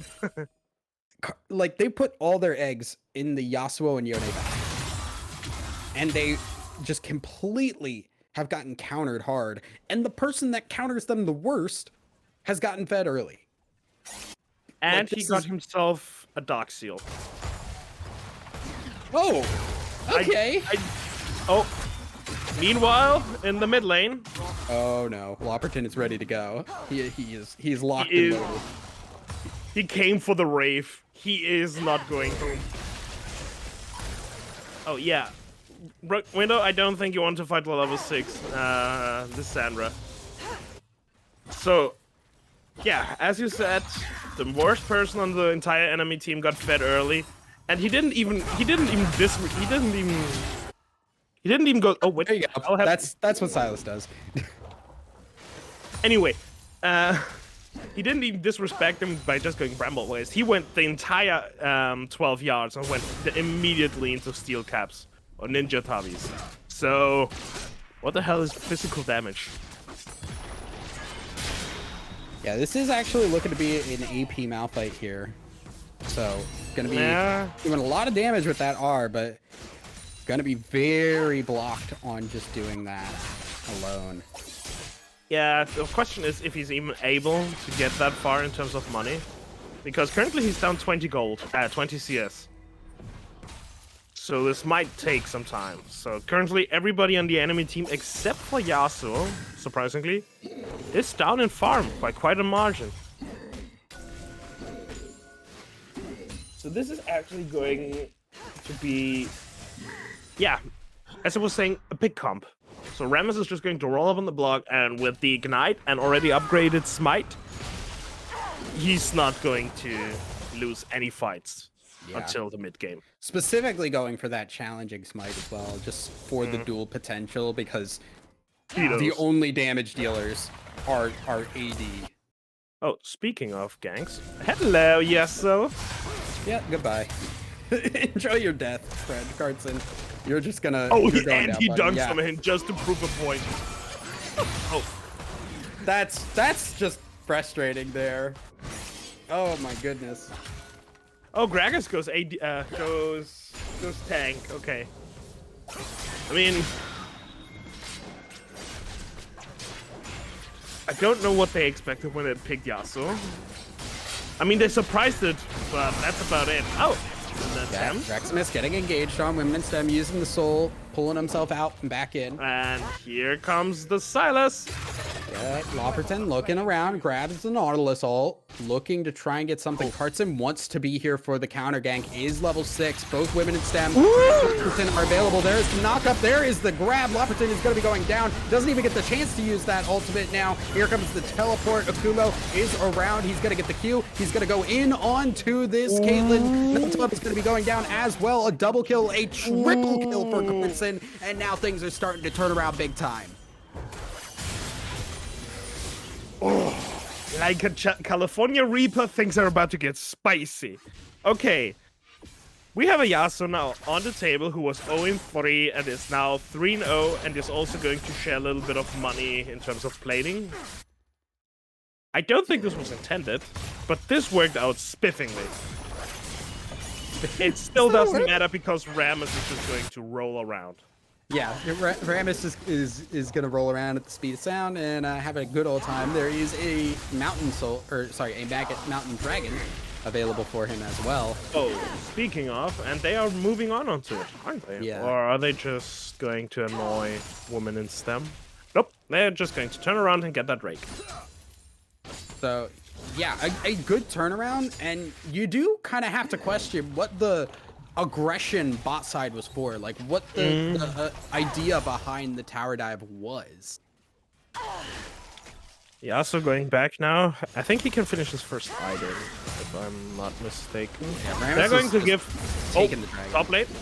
Yeah, Nanami going a little bit in, but Broken Windows is pretty tanky here, and he's got Yeah, enough but base damage to fight this.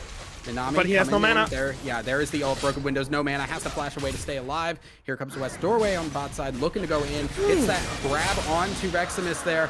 The root comes through on Women in STEM, so they will pick that one up, and the dragon will go over in the meantime to 3 months.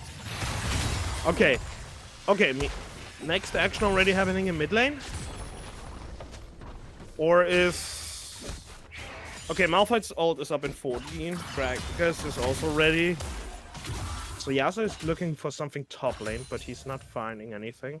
The ultimate is stealable once again for Lopperton. Yeah. He can grab that Malphite ult if he wants it. Yeah, and here comes the Rammus. Yeah, here comes the Rammus over the wall. 3 minutes, gonna hit this taunt, and now there is Carson going in once again, but that is not a fight you can take, buddy. Your Malphite is gone, you got no friends, you gotta sit up at the tower for a bit.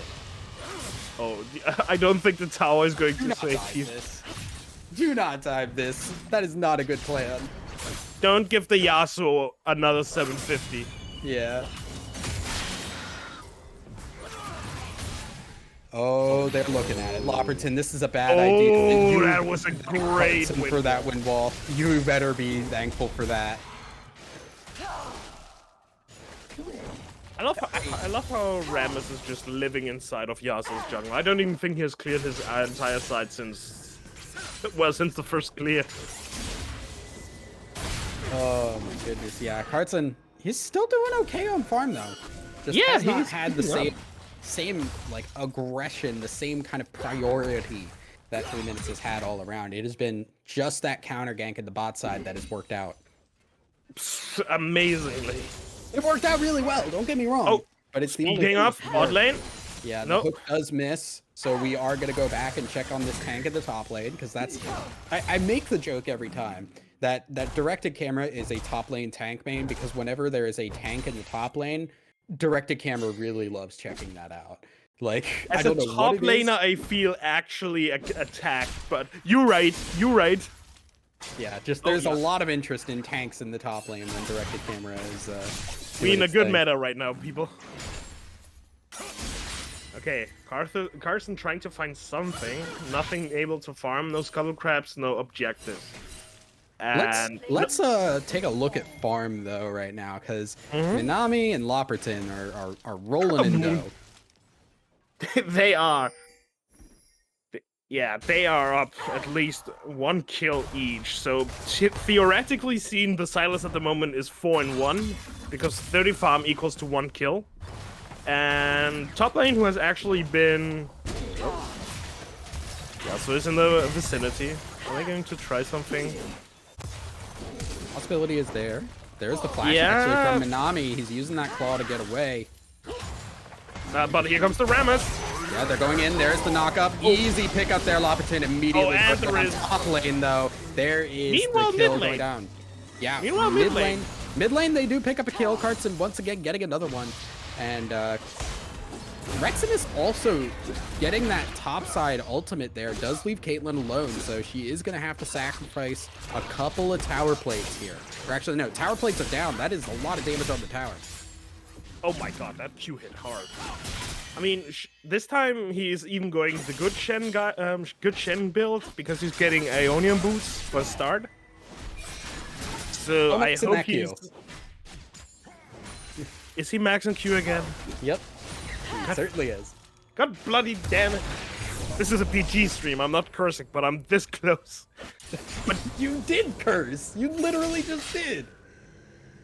I did not. This is a Christian server. Oh my god. I said, well, we have a Gaslit Yasuo in the live chat. on stream. Exposed. First stream gone wild. Gone R. Oh my god. All right, we're gonna get back on track because I don't like where Okay. this is going. Yeah, you're completely right. Okay, Reximus in the meanwhile doing support things on a very, very wild note. Because if he would have been caught out by Malphite and by Yasuo, this would not have ended well. Yeah, lots of vision in that bot side there. Reximus getting a lot done here for his team, allowing them to know where Carson is, because that is kind of the big thing they need to watch out for. If Carson is in the area, that's when the aggression will come out, and that's like a lot of damage that's going to come through. We saw it in the mid lane. Loperton immediately blown up because they just pulled the trigger and hit R together. So if they know where Carson is, they know not to go for that fight. Oh, whoa! Reximus going in, and night. Women in STEM just goodbye. You were a little bit too far forward, and Caitlyn does not care for that. She just popped him up with that passive. I mean, welcome to lethality, Caitlyn. Oh, wait, here comes the engage there. Carson looking around, looking for the fight. There's the knockup, but they are going to... CC Carson gets it, the ult off, but he is going to be going down. Shut down for Nubtub, and Loperton is taking down Akubo. The dash, the flash away. Nubtub going for the ult, does not get the kill, but a double kill for the Caitlyn. Nubtub gonna back off and help with this tower. Loperton. Okay. Oh, what? Okay. He's dead. And she's dead. So, okay.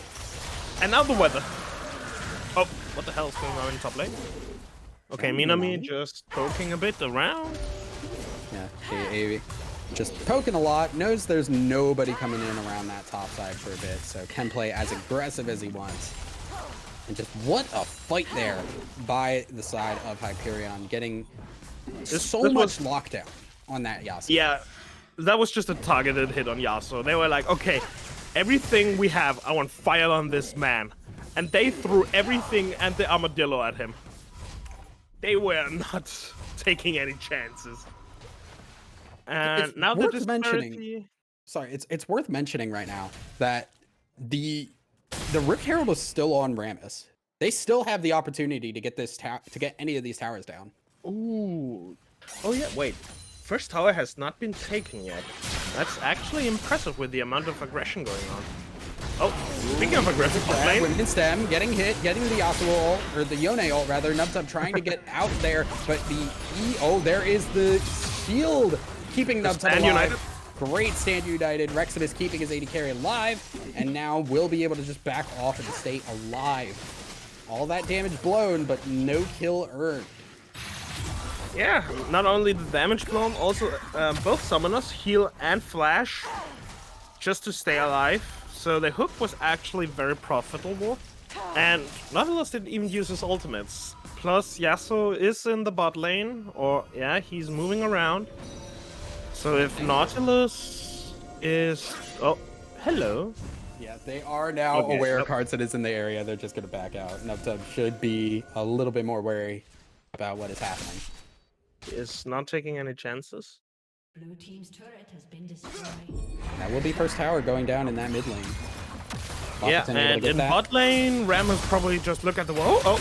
Oh, he dodged the Lockton dodged the Malphite ult, steals the Yasuo ultimate there, and the taunt comes through. He will stay alive thanks to the Shen, and there is the ultimate counter. Westrover going in, getting a kill onto the Caitlyn, and will get out. Just a trade of the AD carry for support. But here comes Rammus. Rammus wants in. Rammus wants blood. He's going to get that knockup. He's going to get the taunt, but not able to lock him down long enough. Women in STEM able to back away to the tower. Oh, wait. He's going back in. Women in STEM, you don't want that one, buddy. You do magic damage, but that magic won't suffice. So... Reximus, as I said in the last game, definitely the MVP with his Stand United. I don't think he was using Stand United in the last fight. I think he just walked up the place. It was walking up, and then the dodge was huge. Speaking of walking up, top lane. Yeah, Broken Windows now getting a lot of damage thrown down onto him. Uses that Gragas. The double flash there, Broken Windows. Actually kiting this out pretty well here. Staying alive. Here comes Carson trying to turn things around. Broken Windows is staying alive here for a long time. Will go down, and now Carson is coming in trying to clean things up. There is the Zonias.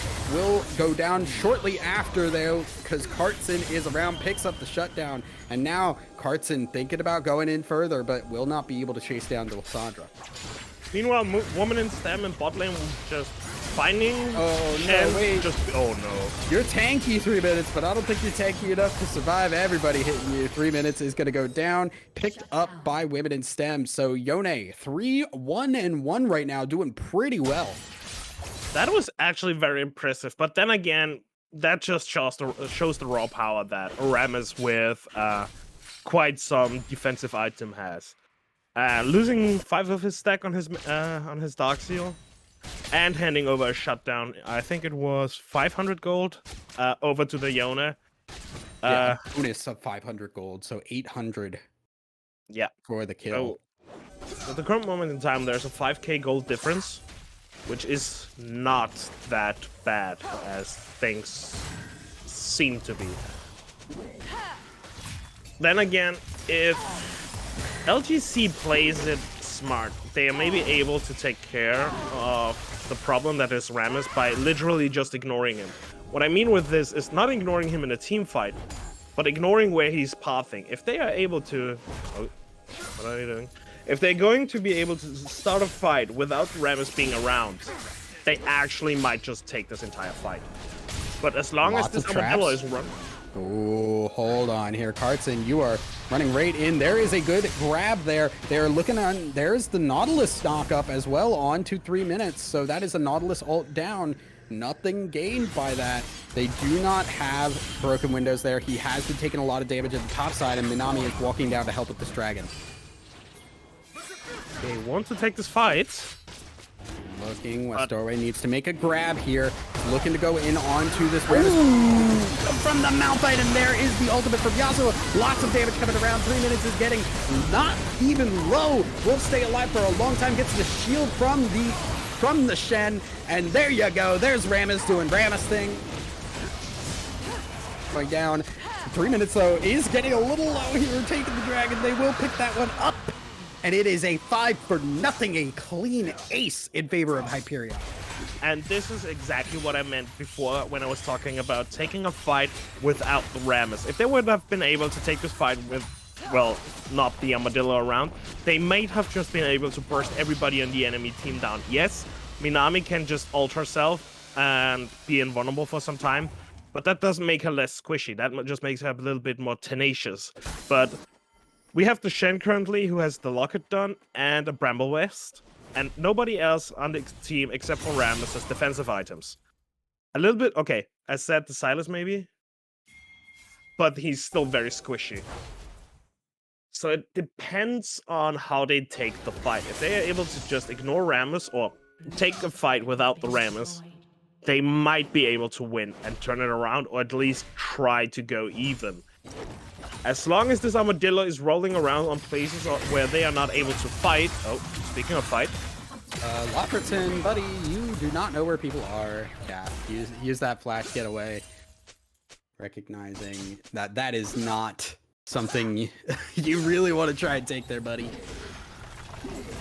For example, when you're currently looking at the minimap, Rammus is bot side jungle together with Lissandra. So if the entire enemy, if LGC would now be able to take a fight, like with a well-placed Gragas ult or well-placed Malphite ult, they would be able to just absolutely obliterate the Silas and the Shen.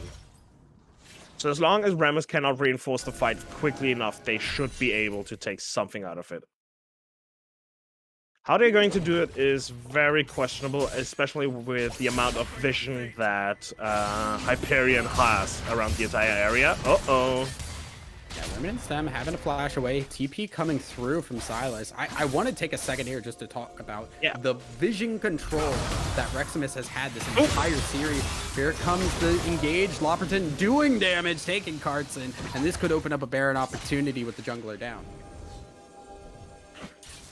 Yes, and at this point, I don't even think what I'm supposed to say anymore, because Lapidon was just like, hey, I have this Malphite ult, and I can use it, and it hurt. He just 1v1'd the Yasuo, and this is the important thing with the pick comp I was talking in the beginning of the game. If they find one of you, as said, a certain Yasuo running around, he's toast. The only thing that really is going to save this game is a miracle.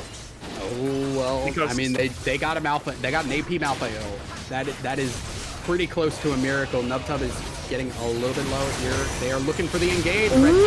There is 3 minutes with the smite coming through. There is Westerore trying to get into that fight, but 3 people down. Easy pickup here. No miracles to be had, and Lopperton is looking for the chase down. There is the ultimate from Akumo trying to just get away from everybody.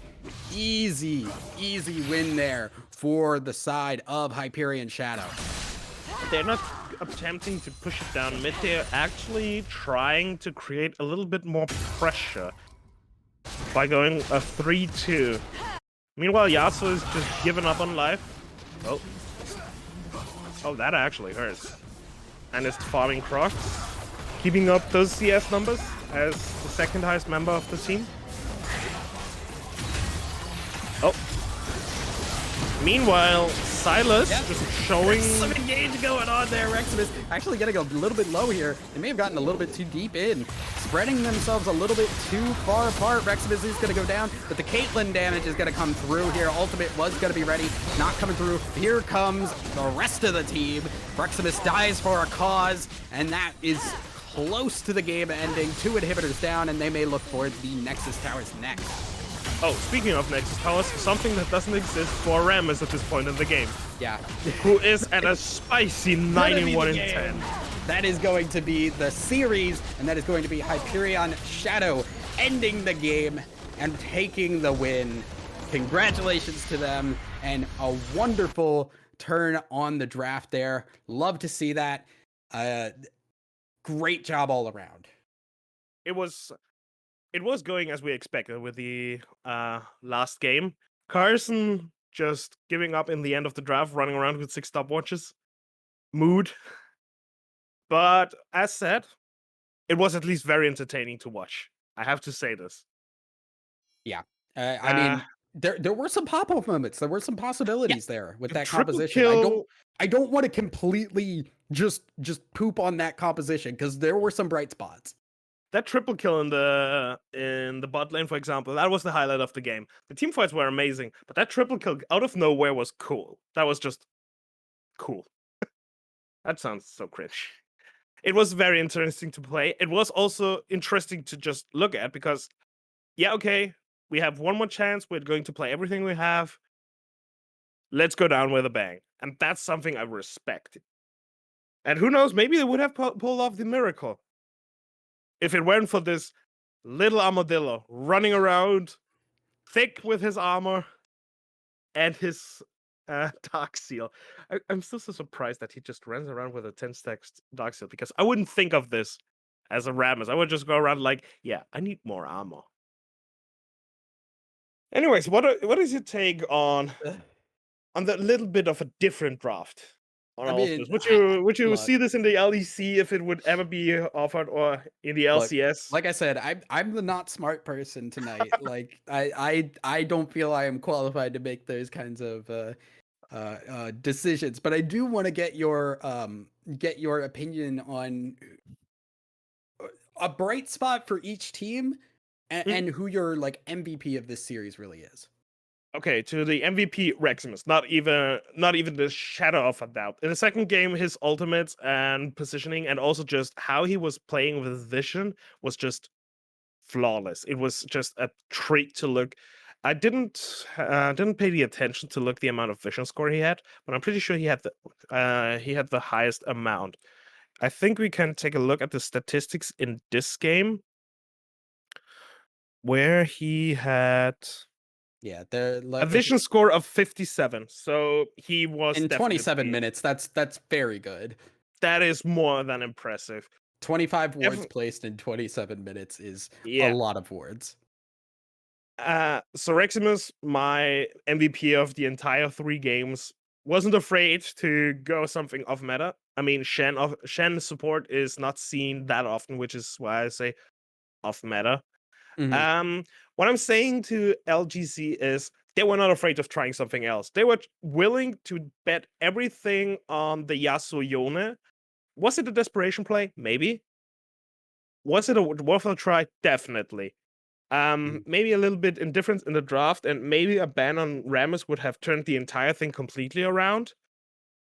But I'm very happy to have been able to watch them play tonight in the way that they did. So it was very entertaining to watch. Every 3 games were something people should watch in their downtime, just because it's very entertaining. Then to Hyperion, they played their drafts like professionals. The first game we had the example with the J4 and the Misfortune. It sadly didn't work out as well as we expected, with the Mordekaiser and Jungle just going absolutely ham. But this is, for example, something I find just as a strategical person amazing to look at. Okay, we have a J4, we have a Misfortune. Sort it out yourself. This game also just Rammus. The mere existence of the Armadillo, also very entertaining. So, Counter Logic Gaming, not afraid of trying anything new.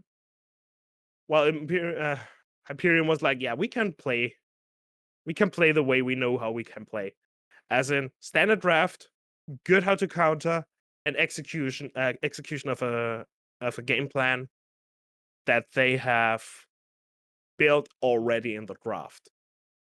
Well said. In the first game, we saw that it wasn't that well made, which was good, to be honest, because then we had 3 amazing games. TLDR, CLG weren't afraid of trying something off meta, trying something new, interesting. Hyperion, standard draft, solid draft. As a strategical person, very interesting. Yeah. And Well, Reximus. yeah, that is going to be it for us tonight. Thank you guys for watching. We will be back on Thursday with the final week of Gold. To miss that. But in the meantime, have a great night, and we will see you then. See you next time.